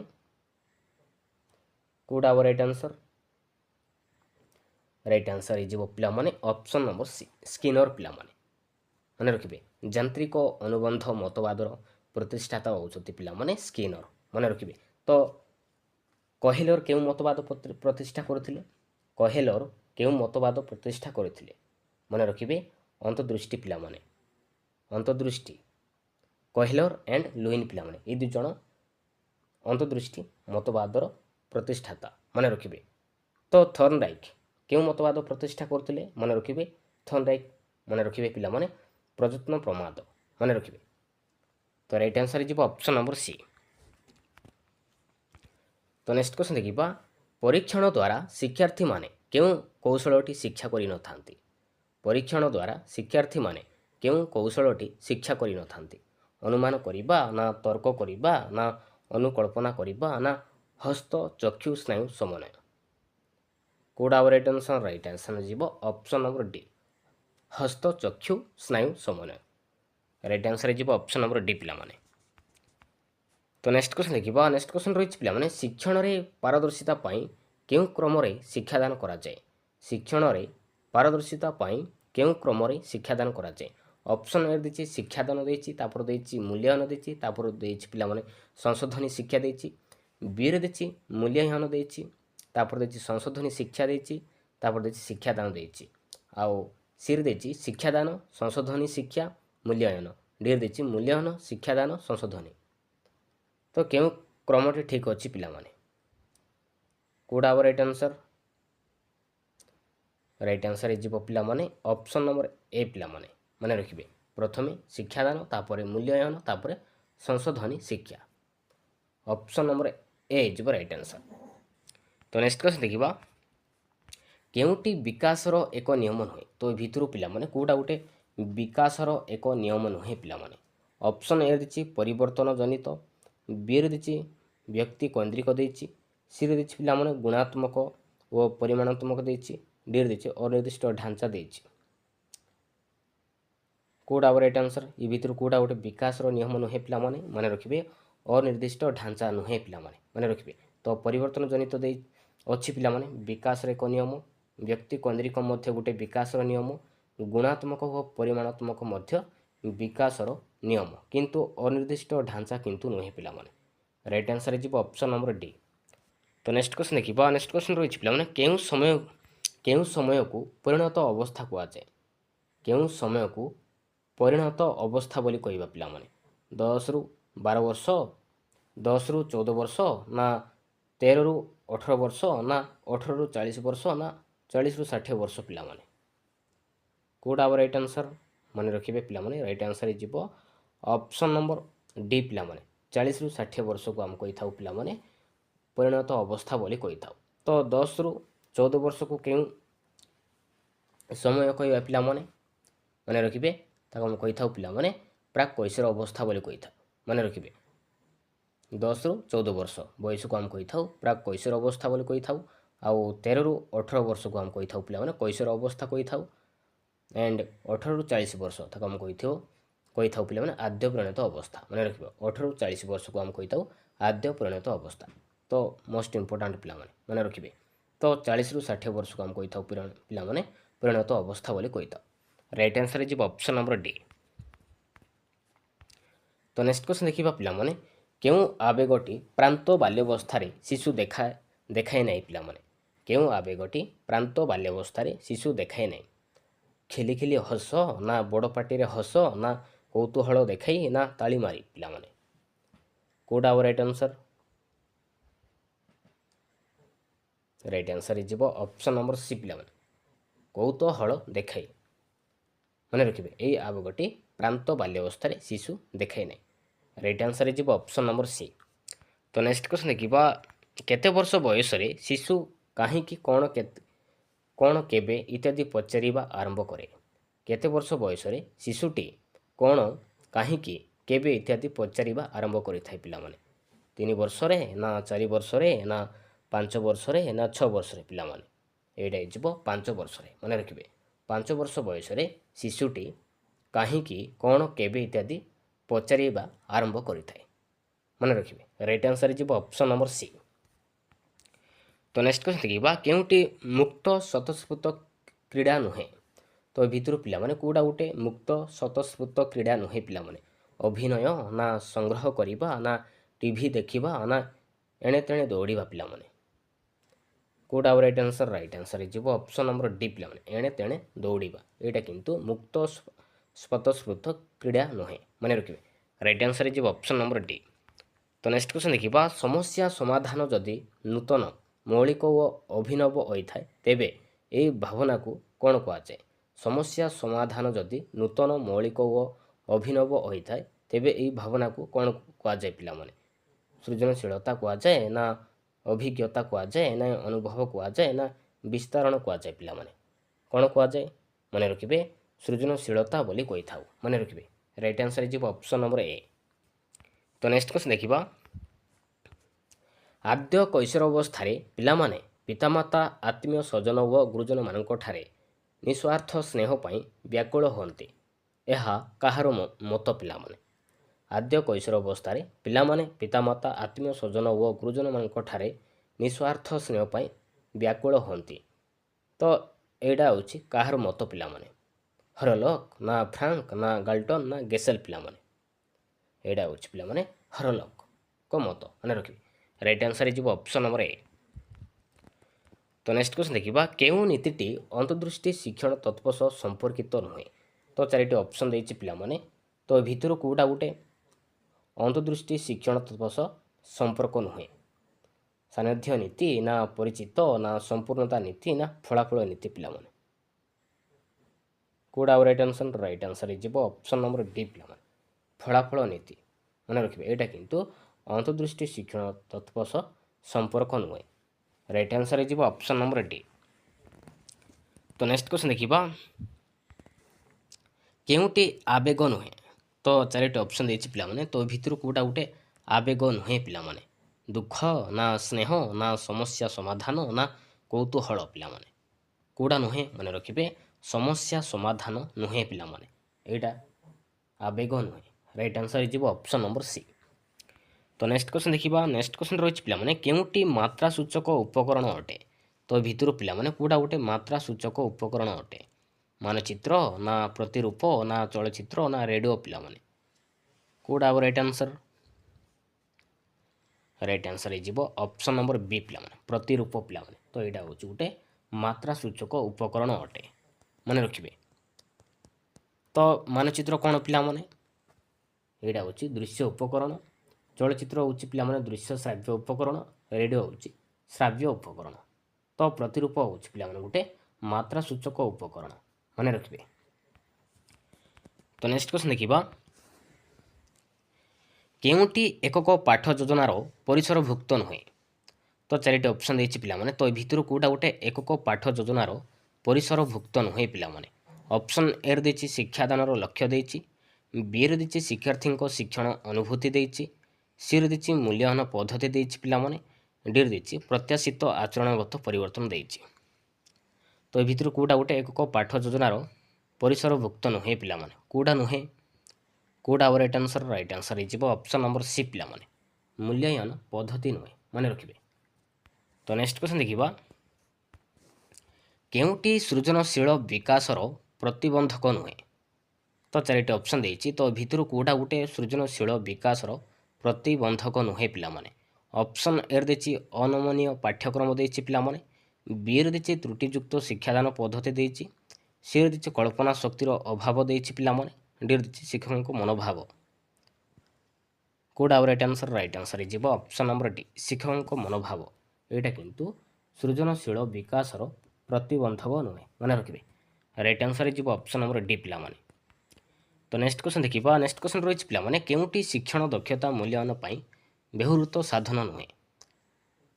तो भितर कोडा गोटे शिक्षण दक्षतार मूल्यांकनर साधन नुहे पिला माने लिखित परीक्षा ना प्रकल्प कार्य ना प्रयोगात्मक परीक्षा ना जांच तालिका पिला माने कोडा नुहे पिला माने मन रखिए जांच तालिका नुहे पिला माने मन रखिए। एटा नुहे पिला माने शिक्षण दक्षतार मूल्यांकन एक साधन नुहे जांच तालिका मन रखिए राइट आंसर हो ऑप्शन नंबर डी। तो नेक्स्ट क्वेश्चन रही शिक्षार्थी मानकरे शिक्षण रे थिबा दुर्बलता को चिन्हट करिबारे केउ परीक्षण करा जाइथाय पिला माने केउ परीक्षण सहायक होइथाय समाप्ति सूचक परीक्षा ना गठनमूलक परीक्षा ना निदानात्मक परीक्षा ना प्रयोगात्मक परीक्षा पिला माने कोडा राइट आंसर हो पिला माने एडा उचिबो गठनमूलक परीक्षा मन रखिए। शिक्षार्थी मानकरे शिक्षण थिबा दुर्बलता को चिन्हट करिबारे गठनमूलक परीक्षा सहायक होता है मन रखिए राइट आंसर हो ऑप्शन नंबर बी। तो नेक्स्ट क्वेश्चन देखिबा नेक्स्ट क्वेश्चन रही पिला माने केउ बहु विकल्प प्रश्न प्रस्तुतिर नियम नुहे। तो चारिटी ऑप्शन देछि पिला माने तो भितर कोडा गोटे बहु विकल्प प्रश्नर एक नियम नुहे पिला माने। ऑप्शन ए दीजिए 4 किंबा 5टी उत्तर दिया जाए बी रे दीजिए प्रश्न गुड़िक संख्यार दि जाए सी रे दीजिए ठीक हुआ भूल समान संख्यार थाए डी रे दीजिए उत्तर गुड़िक एक निर्दिष्ट क्रम न थाए कोडा राइट आंसर हो ऑप्शन नंबर सी पिला माने ठीक हुआ भूल समान संख्यार थाए। तो यहाँ किंतु बहु विकल्प प्रश्नर एक नियम नुहे मन रखिए राइट आंसर हो ऑप्शन नंबर सी पिला माने। तो नेक्स्ट क्वेश्चन देखिबा नेक्स्ट क्वेश्चन रही पिला माने शिक्षण उद्देश्य गुड़िक हासिल होइछि कि नाही जो प्रक्रिया द्वारा जना पड़े ताकू कौन कह जाए पिला माने शिक्षण उद्देश्य गुड़िक हासिल होइछि कि नाही जो प्रक्रिया द्वारा जना पड़े ताकू आमे कौन कहिबा परिमाप कहिबा ना मूल्यांकन कह जाए ना मूल्यांकन कह जाए ना आकलन कह जाए पिला माने कौन कह जाए मन रखिए मूल्यांकन कह जाए पिला माने मन रखिए ताकू आमे कहि थाउ मूल्यांकन राइट आंसर हो ऑप्शन नंबर बी। तो नेक्स्ट क्वेश्चन देखिबा नेक्स्ट क्वेश्चन रही पिला माने केउटी बाह्य अभिप्रेरणार एक उदाहरण अटे। तो चारिटी ऑप्शन देछि पिला माने तो भितर कोटा गोटे बाह्य अभिप्रेरणार एक उदाहरण क्षुधा ना तृषा ना शरीर उत्ताप ना पुरस्कार पिला माने कोडा राइट आंसर हो ऑप्शन नंबर डी पिला माने पुरस्कार मन रखिए राइट आंसर हो ऑप्शन नंबर डी। तो नेक्स्ट क्वेश्चन देखिबा केउटी दृष्टि दोषयुक्त शिक्षार्थीर लक्षण नुहे। तो चारिटी ऑप्शन देछि पिला माने तो ए भितरु कोटा गुटे दृष्टि दोषयुक्त शिक्षार्थीर लक्षण नुहे देछि पिला माने अधिकांश समय आखि मेले ना आखि लाल देखा जाए ना पुस्तक निकटरू धरी पढ़े ना मौखिक आदेश बुझाती नहीं कोड़ा नुहे पिला माने माने रखिबे मौखिक आदेश बुझाती नहीं तो अधिकांश समय आखि मले तो यहाँ दृष्टि दोषयुक्त शिक्षार्थीर एक लक्षण आखि लाल देखा जाए पुस्तक निकटरू धरी पढ़े तो यहाँ मध्य गोटे दृष्टि दोषयुक्त शिक्षार्थीर एक लक्षण किंतु मौखिक आदेश बुझाती नहीं यहाँ किंतु दृष्टि दोषयुक्त शिक्षार्थीर एक लक्षण नुहे मन रखिए राइट आंसर जी ऑप्शन नंबर डी पिला माने तो नेक्स्ट क्वेश्चन देखिबा श्रेष्ठ बुद्धि संपन्न पिलांक बुद्धियांक केते पिला माने श्रेष्ठ बुद्धि बुद्धियांक परिमाण केते केते वो पिला माने मन रखिए 120 रु 140 मन रखिए 120 रु 140 ताको हम कहि थाउ पिला माने श्रेष्ठ बुद्धि पिला बोली कहि थाउ मन रखिए राइट आंसर जी ऑप्शन नंबर बी तो नेक्स्ट क्वेश्चन देखिबा केउटी प्रतिभाशाली शिक्षार्थी मानक निमंते स्वतंत्र शिक्षा व्यवस्था नुहे तो चारिटी ऑप्शन देछि पिला माने तो भितर कोडा गोटे प्रतिभाशाली शिक्षार्थी मानकर एक स्वतंत्र शिक्षा व्यवस्था नुहे कोडा नुहे पिला माने शीघ्र विद्यालय प्रवेश ना अधिक समय शिक्षण कार्य नियोजन ना श्रेणी विहीन शिक्षा व्यवस्था ना स्वतंत्र विद्यालय शिक्षा कोडा नुहे मन रखिए अधिक समय शिक्षण कार्य नियोजन एटा किंतु प्रतिभाशाली शिक्षार्थी एक स्वतंत्र शिक्षा व्यवस्था नुहे मन रखिए right answer is option number B पिला माने तो नेक्स्ट क्वेश्चन देखिबा नेक्स्ट क्वेश्चन रही पिला माने शिक्षार्थी कैन्द्रिक शिक्षार सफल रूपायन पई केउ दिगकू शिक्षण जानिबा आवश्यक नुहे शिक्षार्थी कैन्द्रिक शिक्षार सफल रूपायन पई तो केउ दिगकू शिक्षक जानिबा आवश्यक नुहे स्वास्थ्य और शारीरिक वृद्धि ना बौद्धिक सामर्थ्य ना शिक्षार्थी अन्य संपर्क ना दक्षता शैली कोड आउ राइट आंसर मन रखिए शिक्षार्थी अन्य संपर्क मन रखिए राइट आंसर जीव ऑप्शन नंबर सी तो नेक्स्ट क्वेश्चन देखिबा महात्मा गांधी केउ पाठ्यक्रम उपरे गुरुत्व देथिले महात्मा गांधी केउ पाठ्यक्रम उपरे गुरुत्व देथिले धंदा कैन्द्रिक ना शिशु कैन्द्रिक ना विषय भित्तिक ना अनुबंध पिला माने मन रखिए महात्मा गांधी धंदा कैन्द्रिक पाठ्यक्रम उपरे गुरुत्व देथिले मन रखिए राइट आंसर जीव ऑप्शन नंबर ए पिला माने तो नेक्स्ट क्वेश्चन देखिबा धंदा कैन्द्रिक पाठ्यक्रम रे केउ पद्धति रे शिक्षण प्रक्रिया समाहित हेबार व्यवस्था करा जायछि प्रकल्प ना अनुबंध ना शिक्षादान ना शिक्षण कार्य पिला माने धंदा कैन्द्रिक पाठ्यक्रम रे केउ पद्धति रे शिक्षण प्रक्रिया समाहित हेबार व्यवस्था करा जायछि मन रखिए अनुबंध पद्धति रे शिक्षण प्रक्रिया समाहित हेबार व्यवस्था करा जायछि मन रखिए राइट आंसर जीव ऑप्शन नंबर बी पिला माने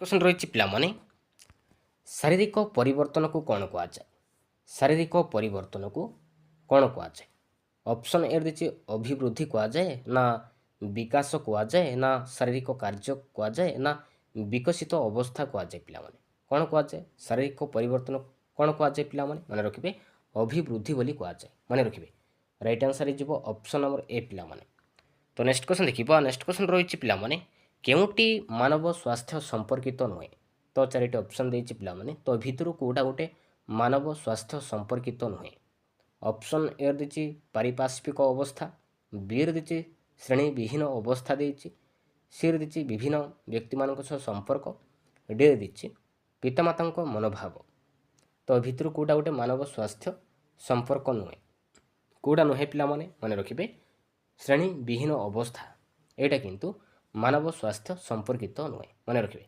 राइट आंसर जीव ऑप्शन नंबर बी पिला माने तो नेक्स्ट क्वेश्चन देखिबा नेक्स्ट क्वेश्चन रही पिला माने सामान्य बुद्धि संपन्न व्यक्तिर बुद्धियांक केते सामान्य बुद्धि संपन्न व्यक्तिर बुद्धियांक केते केते पिला माने 80 रु 90 ना 120 रु 140 ना 110 रु 120 ना 140 रु ताठार अधिक पिला माने कोडा राइट आंसर जीव ऑप्शन नंबर ए 80 रु 90 मन रखिए सामान्य बुद्धि संपन्न व्यक्तिर बुद्धियांक होउछि पिला माने 80 रु 90 मन रखिए जो पिलार बुद्धियांक परिमाण 80 रु 90 से पिला को हम कहि थाउ पिला माने सामान्य बुद्धि संपन्न पिला बोली कहि थाउ मन रखिए तो 120 रु 140 ଏଇଟା ହେଉଛି ପିଲାମାନେ ଶ୍ରେଷ୍ଠ ବୁଦ୍ଧି ସମ୍ପନ୍ନ ପିଲାମାନେ ମନେ ରଖିବେ। ଶ୍ରେଷ୍ଠ ବୁଦ୍ଧି ସମ୍ପନ୍ନ ଯେଉଁ ପିଲାର ବୁଦ୍ଧିଙ୍କ ପରିମାଣ 120ରୁ 140 ସେ ପିଲାକୁ ଆମେ କହିଥାଉ ଶ୍ରେଷ୍ଠ ବୁଦ୍ଧି ସମ୍ପନ୍ନ ବୋଲି କହିଥାଉ। ମନେ ରଖିବେ ଏଇଟା ହେଉଛି ଶ୍ରେଷ୍ଠ ବୁଦ୍ଧି ପିଲାମାନେ।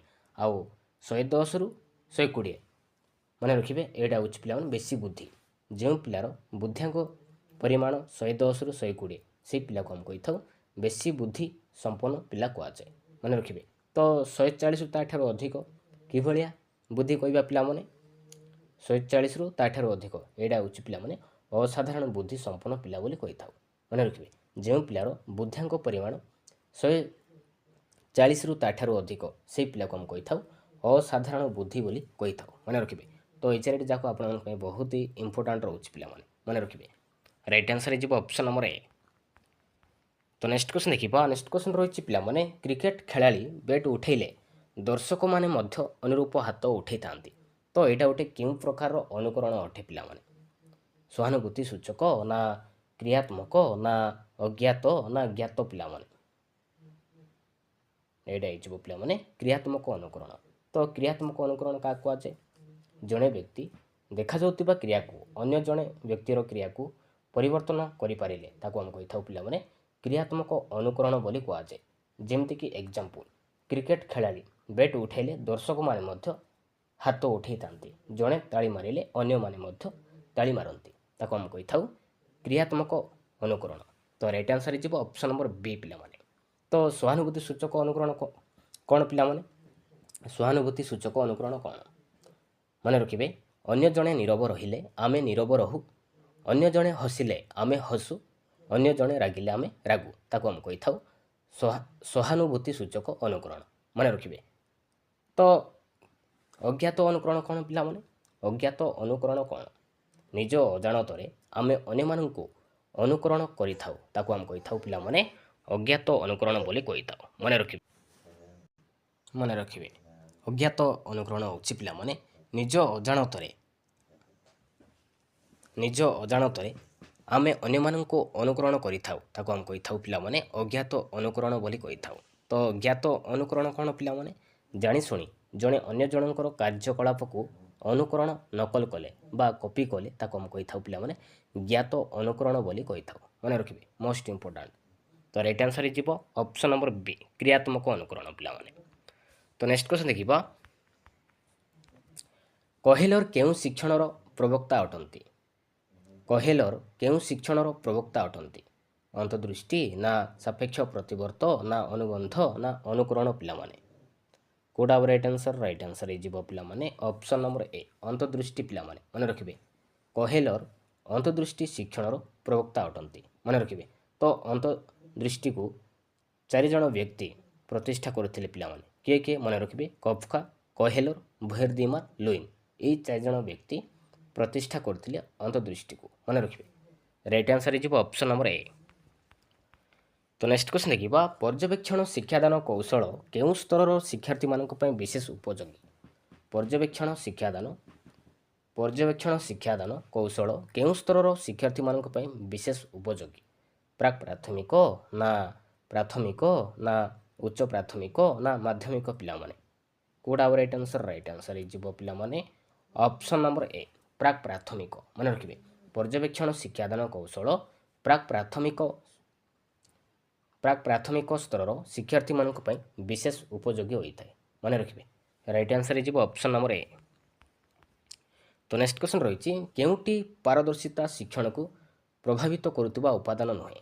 ତ ଭିତରୁ ପିଲାମାନେ କୋଉଟା ଗୋଟେ ପାରଦର୍ଶିତା ଶିକ୍ଷଣକୁ ପ୍ରଭାବିତ କରୁଥିବା ଉପାଦାନ ନୁହେଁ ପିଲାମାନେ?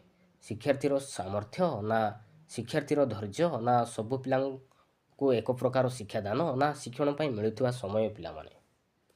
କୋଉଟା ଆଉ ରାଇଟ୍ ଆନ୍ସର୍? ରାଇଟ୍ ଆନ୍ସର୍ ହେଇଯିବ ଅପସନ୍ ନମ୍ବର ଡି ଶିକ୍ଷଣ ପାଇଁ ମିଳୁଥିବା ସମୟ। ଏଇଟା କିନ୍ତୁ ପାରଦର୍ଶୀ ଶିକ୍ଷଣର ପ୍ରଭାବିତ କରୁଥିବା ଉପାଦାନ ନୁହେଁ। ମନେ ରଖିବେ ରାଇଟ୍ ଆନ୍ସର୍ ହେଇଯିବ ଅପସନ୍ ନମ୍ବର ଡି ପିଲାମାନେ। ତ ନେକ୍ସଟ କ୍ୱେଶ୍ଚନ୍ ରହିଛି କେଉଁଟି ଏକ ଧାରାବାହିକ ପ୍ରକ୍ରିୟା ଅଟେ?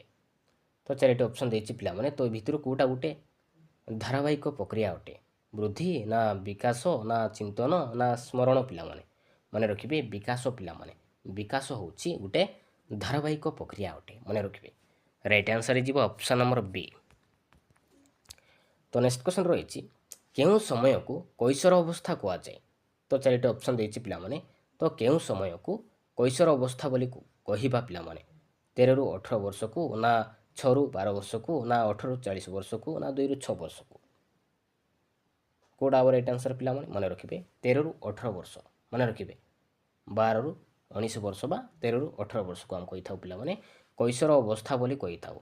तो 6 ରୁ 12 वर्ष को केउं अवस्था कहुए पिलामाने मन रखिए 6 ରୁ 12 वर्ष पर्यंत को आम कही था पिलामाने प्रांत बाल्यवस्था बोली कही था मन रखिए। आउ 18 ରୁ 40 वर्ष को मन रखिए आद्य परिणत अवस्था 18 ରୁ 40 वर्ष को आम कही था पिलामाने आद्य परिणत अवस्था बोली कही था।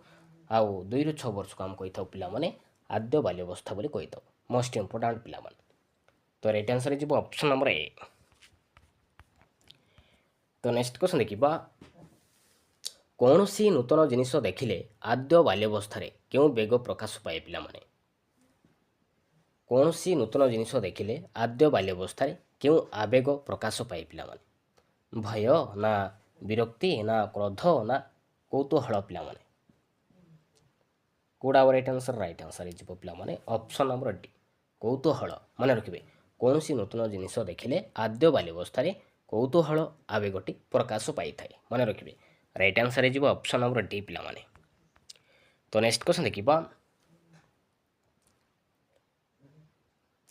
2200 शब्द प्राय केते वर्ष 2200 शब्द प्राय केते वर्ष बयस बेलू को जानी थाए पिलामाने 4 वर्ष रे ना 5 वर्ष ना 6 वर्ष बयस रे ना 7 वर्ष पिलामाने मन रखिए 5 वर्ष बयस रे शिशुटी 2200 शब्द जानी थाए बा शिखी थाए मन रखिए राइट आंसर हो ऑप्शन नंबर बी पिलामाने। तो नेक्स्ट क्वेश्चन देखिबा हरलक खेलर केउं संज्ञा प्रदान करथिले हरलक खेलर केउं संज्ञा प्रदान करथिले पिलामाने एक स्वतःस्फूर्त कार्य ना क्रियात्मक आनंद पई पुनरावृत्ति करा जाउथबा प्रतिक्रिया ना निज नीति नियम रे व्यक्ति करुथिबा कार्य ना एक प्रकार आनंददायक कार्य पिलामाने मन रखिए एडा इजिबो पिलामाने एक स्वतःप्रवृत्त कार्य पिलामाने हरलक खेलर एक स्वतःप्रवृत्त कार्य संज्ञा प्रदान करथिले मन रखिए राइट आंसर हो ऑप्शन नंबर ए जो राइट आंसर। तो नेक्स्ट क्वेश्चन रही शिशुर बौद्धिक विकास दृष्टिकोण केउटी अन्य ठारू अलगा पिलामाने तो 4टी ऑप्शन देछि। तो शिशुर बौद्धिक विकास दृष्टिकोण तो एमानक ठारू कोडा भिन्न अछि पिलामाने चिंता शक्ति ना स्मरण शक्ति ना सृजन शक्ति ना सहन शक्ति पिलामाने मन रखिए ये भितर अलगा अच्छी पिलामाने सहन शक्ति मन रखिए राइट आंसर हो ऑप्शन नंबर डी। तो नेक्स्ट क्वेश्चन देखिबा परिमाणात्मक और गुणात्मक परिवर्तन होउछि विकास तो एडा होउछि काहार मत पिलामाने श्रीलबर्ट ना हरलक ना वाटसन ना गाल्टन पिलामाने एडा होउछि पिलामाने हरलक मन रखिए परिमाणात्मक और गुणात्मक परिवर्तन होउछि विकास एक कथा कही पिलामाने हरलक बोली कही मन रखिए हरलक कही। तो राइट आंसर हो ऑप्शन नंबर बी। तो नेक्स्ट क्वेश्चन देखिबा सन्तोषदायक तथा आनंददायक प्रतिक्रिया गुड़िक शिक्षण सहायक एवं दुखदायक प्रतिक्रिया गुड़िक असंतोषजनक एवं विरक्ति भाव सृष्टि करे तो यह शिक्षण केउं नियम आधारित पिलामाने सन्तोषदायक तथा आनंददायक प्रतिक्रिया गुड़िक शिक्षण सहायक एवं दुखदायक प्रतिक्रिया गुड़िक असंतोषजनक एवं विरक्ति भाव सृष्टि करे तो एडा केउं शिक्षण एक नियम रूपे आधारित पिलामाने फलाफल ना अभ्यास ना प्रस्तुति ना सादृश्य पिलामाने एडा होछि पिलामाने फलाफल नियम उपरे आधारित मन रखिए राइट आंसर हो ऑप्शन नंबर ए। तो नेक्स्ट क्वेश्चन रही केउंटी सामाजिक विकास को सूचाई नहीं तो 4टी ऑप्शन देछि पिलामाने तो भितर कोटा गोटे सामाजिक विकास को बुझाऊ नहीं पिलामाने ऑप्शन ए रही अन्य संपर्क तो यहाँ सामाजिक विकास को बुझाऊँच तो गोष्ठी मिसी चलवा यहाँ बुझाऊँच गोष्ठी बा जातिर नियम मानिबा यहाँ बुझाऊँच किंतु समस्या समाधान किंतु सामाजिक विकास को सूचाई नहीं पिलामाने तो राइट आंसर हो ऑप्शन नंबर सी मन रखिए। तो नेक्स्ट क्वेश्चन देखिबा पिलामाने केउंटी अतिरिक्त पठन सामग्री अटे तो 4टी ऑप्शन देछि पिलामाने तो भितर कोटा गोटे अतिरिक्त पठन सामग्री कार्य पुस्तक ना कार्य फर्द ना मानचित्र ना पाठ्यपुस्तक पिलामाने କୋଉଟା ଆଉ ରାଇଟ୍ ଆନ୍ସର? ରାଇଟ୍ ଆନ୍ସର ହେଇଯିବ ପିଲାମାନେ ଅପସନ୍ ନମ୍ବର ଡି ପାଠ୍ୟପୁସ୍ତକ ନା ପାଠ୍ୟପୁସ୍ତକ ପିଲାମାନେ ମନେ ରଖିବେ ପାଠ୍ୟପୁସ୍ତକ ଅତିରିକ୍ତ ପଠନ ସାମଗ୍ରୀ ଅଟେ। ରାଇଟ୍ ଆନ୍ସର ହେଇଯିବ ଅପସନ୍ ନମ୍ବର ଡି। ତ ନେକ୍ସଟ କ୍ୱେଶ୍ଚନ୍ ଦେଖିବା ଏକକ ପାଠ ଯୋଜନାରୁ ଶିକ୍ଷାଦାନ ପାଇଁ କେଉଁ ସୂଚନା ମିଳିଥାଏ? ଏକକ ପାଠ ଯୋଜନାରୁ ଶିକ୍ଷାଦାନ ପାଇଁ କେଉଁ ସୂଚନା ମିଳିଥାଏ? ମୁଖ୍ୟ ଧାରଣା ନା ଶିକ୍ଷକଙ୍କ କାର୍ଯ୍ୟ ନା ଶିକ୍ଷାର୍ଥୀଙ୍କ କାର୍ଯ୍ୟ ନା ଶ୍ରେଣୀ ପରିଚାଳନା ପିଲାମାନେ କୋଉଟା ଆଉ ରାଇଟ୍ ଆନ୍ସର? ରାଇଟ୍ ଆନ୍ସର ହେଇଯିବ ପିଲାମାନେ ଅପସନ୍ ନମ୍ବର ଏ ମୁଖ୍ୟ ଧାରଣା ପିଲାମାନେ ମନେ ରଖିବେ ଏକକ ପାଠ ଯୋଜନାରୁ ଶିକ୍ଷାଦାନ ପାଇଁ ମୁଖ୍ୟ ଧାରଣା ସୂଚନା ମିଳିଥାଏ ମନେ ରଖିବେ। ରାଇଟ୍ ଆନ୍ସର ହେଇଯିବ ଅପସନ୍ ନମ୍ବର ଏ। କେଉଁଟି ଉପରେ ଚିନ୍ତନ ନିର୍ଭର କରେ ପିଲାମାନେ? କାହା ଉପରେ ଚିନ୍ତନର ନିର୍ଭର କରିଥାଏ? ବିଷୟ ଗ୍ରହଣ ସ୍ମରଣ ନା ପରିସ୍ଥିତି ଓ ପରିବେଶ ନା ବିଭିନ୍ନ କାର୍ଯ୍ୟକଳାପ ଦ୍ୱାରା ନା ସମସ୍ୟା ସମାଧାନ ଉପାୟ ଦ୍ୱାରା ପିଲାମାନେ କାହା ଉପରେ ଚିନ୍ତନର ନିର୍ଭର କରେ ପିଲାମାନେ ମନେ ରଖିବେ ପିଲାମାନେ ବିଷୟ ଗ୍ରହଣ ଓ ସ୍ମରଣ ଦ୍ୱାରା ମନେ ରଖିବେ ବିଷୟ ଗ୍ରହଣ ଓ ସ୍ମରଣ ଦ୍ୱାରା ଉପରେ ଚିନ୍ତନର ନିର୍ଭର କରିଥାଏ ମନେ ରଖିବେ। ରାଇଟ୍ ଆନ୍ସର ହେଇଯିବ ଅପସନ୍ ନମ୍ବର ଏ। ତ ନେକ୍ସଟ କ୍ୱେଶ୍ଚନ୍ ଦେଖିବା କେଉଁଟି ଦ୍ୱାରା ନିର୍ଦ୍ଧାରିତ ବ୍ୟବହାରର ପର୍ଯ୍ୟବେକ୍ଷଣ କରାଯାଇଥାଏ? କାହା ଦ୍ୱାରା ପିଲାମାନେ ନିର୍ଦ୍ଧାରିତ ବ୍ୟବହାରର ପର୍ଯ୍ୟବେକ୍ଷଣ କରାଯାଇଥାଏ? ମୌଖିକ ପରୀକ୍ଷା ଦ୍ୱାରା ନା ଲିଖିତ ପରୀକ୍ଷା ଦ୍ୱାରା ନା ସାକ୍ଷାତକାର ଦ୍ୱାରା ନା ରେଟିଂ ସ୍କେଲ୍ ଦ୍ୱାରା ପିଲାମାନେ ମନେ ରଖିବେ ଏଇଟା ହେଉଛି ରେଟିଂ ସ୍କେଲ୍ ଦ୍ୱାରା ନିର୍ଦ୍ଧାରିତ ବ୍ୟବହାରର ପର୍ଯ୍ୟବେକ୍ଷଣ କରାଯାଇଥାଏ ମନେ ରଖିବେ। ରାଇଟ୍ ଆନ୍ସର ହେଇଯିବ ଅପସନ୍ ନମ୍ବର ଡି ପିଲାମାନେ। ତ ନେକ୍ସଟ କ୍ୱେଶ୍ଚନ୍ ଦେଖିବା କେଉଁ ପରୀକ୍ଷା ଫଳାଫଳ ଆଧାରରେ ଶିକ୍ଷାର୍ଥୀଙ୍କୁ ତଳ ଶ୍ରେଣୀରୁ ଉପର ଶ୍ରେଣୀକୁ ଉତ୍ତୀର୍ଣ୍ଣ କରାଯାଏ ପିଲାମାନେ? କେଉଁ ପରୀକ୍ଷାରେ ଫଳାଫଳ ଆଧାରରେ ଶିକ୍ଷାର୍ଥୀଙ୍କୁ ତଳ ଶ୍ରେଣୀରୁ ଉପର ଶ୍ରେଣୀକୁ ଉତ୍ତୀର୍ଣ୍ଣ କରାଯାଏ? ଷାଣ୍ମାସିକ ପରୀକ୍ଷା ନା ଏକକ ପରୀକ୍ଷା ନା ବାର୍ଷିକ ପରୀକ୍ଷା ନା କ୍ରମନୀତି ପରୀକ୍ଷା ପିଲାମାନେ ମନେ ରଖିବେ ଏଇଟା ହେଇଯିବ ପିଲାମାନେ ବାର୍ଷିକ ପରୀକ୍ଷା। ବାର୍ଷିକ ପରୀକ୍ଷାରେ ଫଳାଫଳ ଆଧାରରେ ଶିକ୍ଷାର୍ଥୀଙ୍କୁ ତଳ ଶ୍ରେଣୀରୁ ଉପର ଶ୍ରେଣୀକୁ ପାସ୍ କରାଯାଇଥାଏ ମନେ ରଖିବେ। ରାଇଟ୍ ଆନ୍ସର ହେଇଯିବ ଅପସନ୍ ନମ୍ବର ସି ପିଲାମାନେ। ତ ନେକ୍ସଟ କ୍ୱେଶ୍ଚନ୍ ଦେଖିବା ବସ୍ତୁନିଷ୍ଠ ପ୍ରଶ୍ନର କେଉଁ ଗୁଣଟି ନଥାଏ? ବୈଧତା ନା ବ୍ୟକ୍ତିନିଷ୍ଠତା ନା ବିଶ୍ୱସ୍ତତା ନା ବସ୍ତୁନିଷ୍ଠତା ପିଲାମାନେ ଏଇଟା ହେଇଯିବ ପିଲାମାନେ ବ୍ୟକ୍ତିନିଷ୍ଠତା ଏଇ ଗୁଣଟି ନଥାଏ ବସ୍ତୁନିଷ୍ଠ ପ୍ରଶ୍ନରେ ମନେ ରଖିବେ। ରାଇଟ୍ ଆନ୍ସର ହେଇଯିବ ଅପସନ୍ ନମ୍ବର ବି। ତ ନେକ୍ସଟ କ୍ୱେଶ୍ଚନ୍ ଦେଖିବା ଯେଉଁ ପ୍ରକ୍ରିୟା ଦ୍ୱାରା ବୌଦ୍ଧିକ ଓ ଅନ୍ୟାନ୍ୟ ବୌଦ୍ଧିକ ଦିଗର ମୂଲ୍ୟାୟନ କରାଯାଏ ତାକୁ କି ପ୍ରକାରର ମୂଲ୍ୟାୟନ କୁହାଯାଏ ପିଲାମାନେ? ବ୍ୟବସ୍ଥାନ ନା ସାମଗ୍ରିକ ନା ନୈଦାନିକ ନା ସମାପ୍ତି ସୂଚକ କୁହାଯାଏ? କ'ଣ କୁହାଯାଏ ପିଲାମାନେ ମନେ ରଖିବେ ତାକୁ କହିଥାଉ ପିଲାମାନେ ସାମଗ୍ରିକ ମୂଲ୍ୟାୟନ ବୋଲି କୁହାଯାଏ। ଯେଉଁ ପ୍ରକ୍ରିୟା ଦ୍ୱାରା ବୌଦ୍ଧିକ ଓ ଅନ୍ୟାନ୍ୟ ବୌଦ୍ଧିକ ଦିଗର ମୂଲ୍ୟାୟନ କରାଯାଏ ତାକୁ ଆମେ କହିଥାଉ ପିଲାମାନେ ସାମଗ୍ରିକ ମୂଲ୍ୟାୟନ କୁହାଯାଏ। ରାଇଟ୍ ଆନ୍ସର ହେଇଯିବ ଅପସନ୍ ନମ୍ବର ବି ପିଲାମାନେ। ତ ନେକ୍ସଟ କ୍ୱେଶ୍ଚନ୍ ଦେଖିବା କେଉଁଟି ଅଭିପ୍ରେରଣା ସହ ସମ୍ପର୍କିତ ଅଟେ?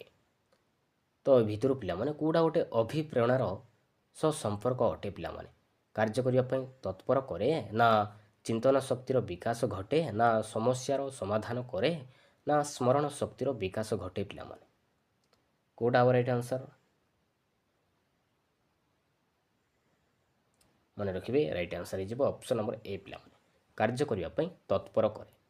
ତ ଏଇଟା ହେଉଛି ପିଲାମାନେ ଅଭିପ୍ରେରଣା ସହ ସମ୍ପର୍କ ଅଟେ। ରାଇଟ୍ ଆନ୍ସର ହେଇଯିବ ଅପସନ୍ ନମ୍ବର ଏ। ତ ନେକ୍ସଟ କ୍ୱେଶ୍ଚନ୍ ଦେଖିବା ଶିକ୍ଷାର୍ଥୀମାନଙ୍କୁ ସାମର୍ଥ୍ୟ ଠାରୁ ଅଧିକ କଠିନ କାର୍ଯ୍ୟ ଦେଲେ ସେମାନଙ୍କର କେଉଁ ଅସୁସ୍ଥତା ଦେଖାଯାଏ ପିଲାମାନେ? ଶିକ୍ଷାର୍ଥୀମାନଙ୍କୁ ସାମର୍ଥ୍ୟ ଠାରୁ ଅଧିକ କଠିନ କାର୍ଯ୍ୟ ଦେଲେ ସେମାନଙ୍କର କେଉଁ ଅସୁସ୍ଥତା ଦେଖାଯାଏ? ଶାରୀରିକ ନା ମାନସିକ ନା ଅନଗ୍ରସରତା ନା ମନ୍ଥରତା ପିଲାମାନେ ମନେ ରଖିବେ ଏଇଟା ହେଇଯିବ ମାନସିକ ପିଲାମାନେ ମାନସିକ ଦେଖାଯାଇଥାଏ। ରାଇଟ୍ ଆନ୍ସର ହେଇଯିବ ଅପସନ୍ ନମ୍ବର ବି। ତ ନେକ୍ସଟ କ୍ୱେଶ୍ଚନ୍ ଦେଖିବା ପ୍ରତିଭାଶାଳୀ ଶିକ୍ଷାର୍ଥୀର ବୁଦ୍ଧ୍ୟାଙ୍କ ପ୍ରାୟ କେତେ? ପ୍ରତିଭାଶାଳୀ ଶିକ୍ଷାର୍ଥୀର ବୁଦ୍ଧ୍ୟାଙ୍କ କେତେ? କେତେ ପିଲାମାନେ ମନେ ରଖିବେ 130ରୁ ଅଧିକ ମନେ ରଖିବେ। ରାଇଟ୍ ଆନ୍ସର ହେଇଯିବ ଅପସନ୍ ନମ୍ବର ଡି। ତ ନେକ୍ସଟ କ୍ୱେଶ୍ଚନ୍ ଦେଖିବା ସମସ୍ତ ଶିକ୍ଷାର୍ଥୀମାନଙ୍କ ମଧ୍ୟରୁ କେତେ ଶତକଡ଼ା ପ୍ରତିଭାଶାଳୀ ଶିକ୍ଷାର୍ଥୀ ଅଟନ୍ତି? ସମସ୍ତ ଶିକ୍ଷାର୍ଥୀମାନଙ୍କ ମଧ୍ୟରୁ କେତେ ଶତକଡ଼ା ପ୍ରତିଭାଶାଳୀ ଶିକ୍ଷାର୍ଥୀ ଅଟନ୍ତି? କେତେ ପିଲାମାନେ ଶତକଡ଼ା 2ରୁ 3 ନା ଶତକଡ଼ା 3ରୁ 5 ନା ଶତକଡ଼ା 4ରୁ 6 ନା ଶତକଡ଼ା 5ରୁ 7 ପିଲାମାନେ ମନେ ରଖିବେ ପିଲାମାନେ ଏଇଟା ହେଇଯିବ ଶତକଡ଼ା 3ରୁ 5 ମନେ ରଖିବେ। ରାଇଟ୍ ଆନ୍ସର ହେଇଯିବ ଅପସନ୍ ନମ୍ବର ବି। ତ ନେକ୍ସଟ କ୍ୱେଶ୍ଚନ୍ ଦେଖିବା କେଉଁଟି ଶିଶୁ କୈନ୍ଦ୍ରିକ ଶିକ୍ଷାଦାନ ବ୍ୟବସ୍ଥା ଅଟେ? तो ए भितर पिलामाने कोड़ा गोटे शिशु केन्द्रिक शिक्षादानर व्यवस्था अटे पिलामाने कोड़ा मुखस्थ करी मन रखिबा ना शिक्षादान उपरे गुरुत्व ना शिक्षण ପାଇଁ शिक्षक सहायक ना पाठ पढ़ा ठीक समय शेष हम कोड़ा राइट आंसर हो ऑप्शन नंबर सी शिक्षण ପାଇଁ शिक्षक सहायक पिलामाने मन रखिबे ए व्यवस्था शिशु केन्द्रिक शिक्षादान एक व्यवस्था अटे मन रखिबे राइट आंसर हो ऑप्शन नंबर सी। तो नेक्स्ट क्वेश्चन देखिबा प्रकल्प भित्तिक पाठ्यक्रम रे किए गुरुत्व देइथिले पिलामाने जॉन ड्यूई ना किलपाट्रिक ना मॉन्टेसरी ना महात्मा गांधी पिलामाने के देइथिले मन रखिबे पिलामाने जॉन ड्यूई देइथिले राइट आंसर हो ऑप्शन नंबर ए। तो ये देखिबा पिलामाने लास्ट क्वेश्चन तो एटा होछि आपण मन पय होमवर्क पिलामाने तो यार आंसर कमेंट रे निहाती जणाइबे तो कर्मभित्तिक शिक्षा कहा ऊपर गुरुत्व दिए तो यार आंसर कमेंट रे निहाती जणाइबे। Thank you पिलामाने।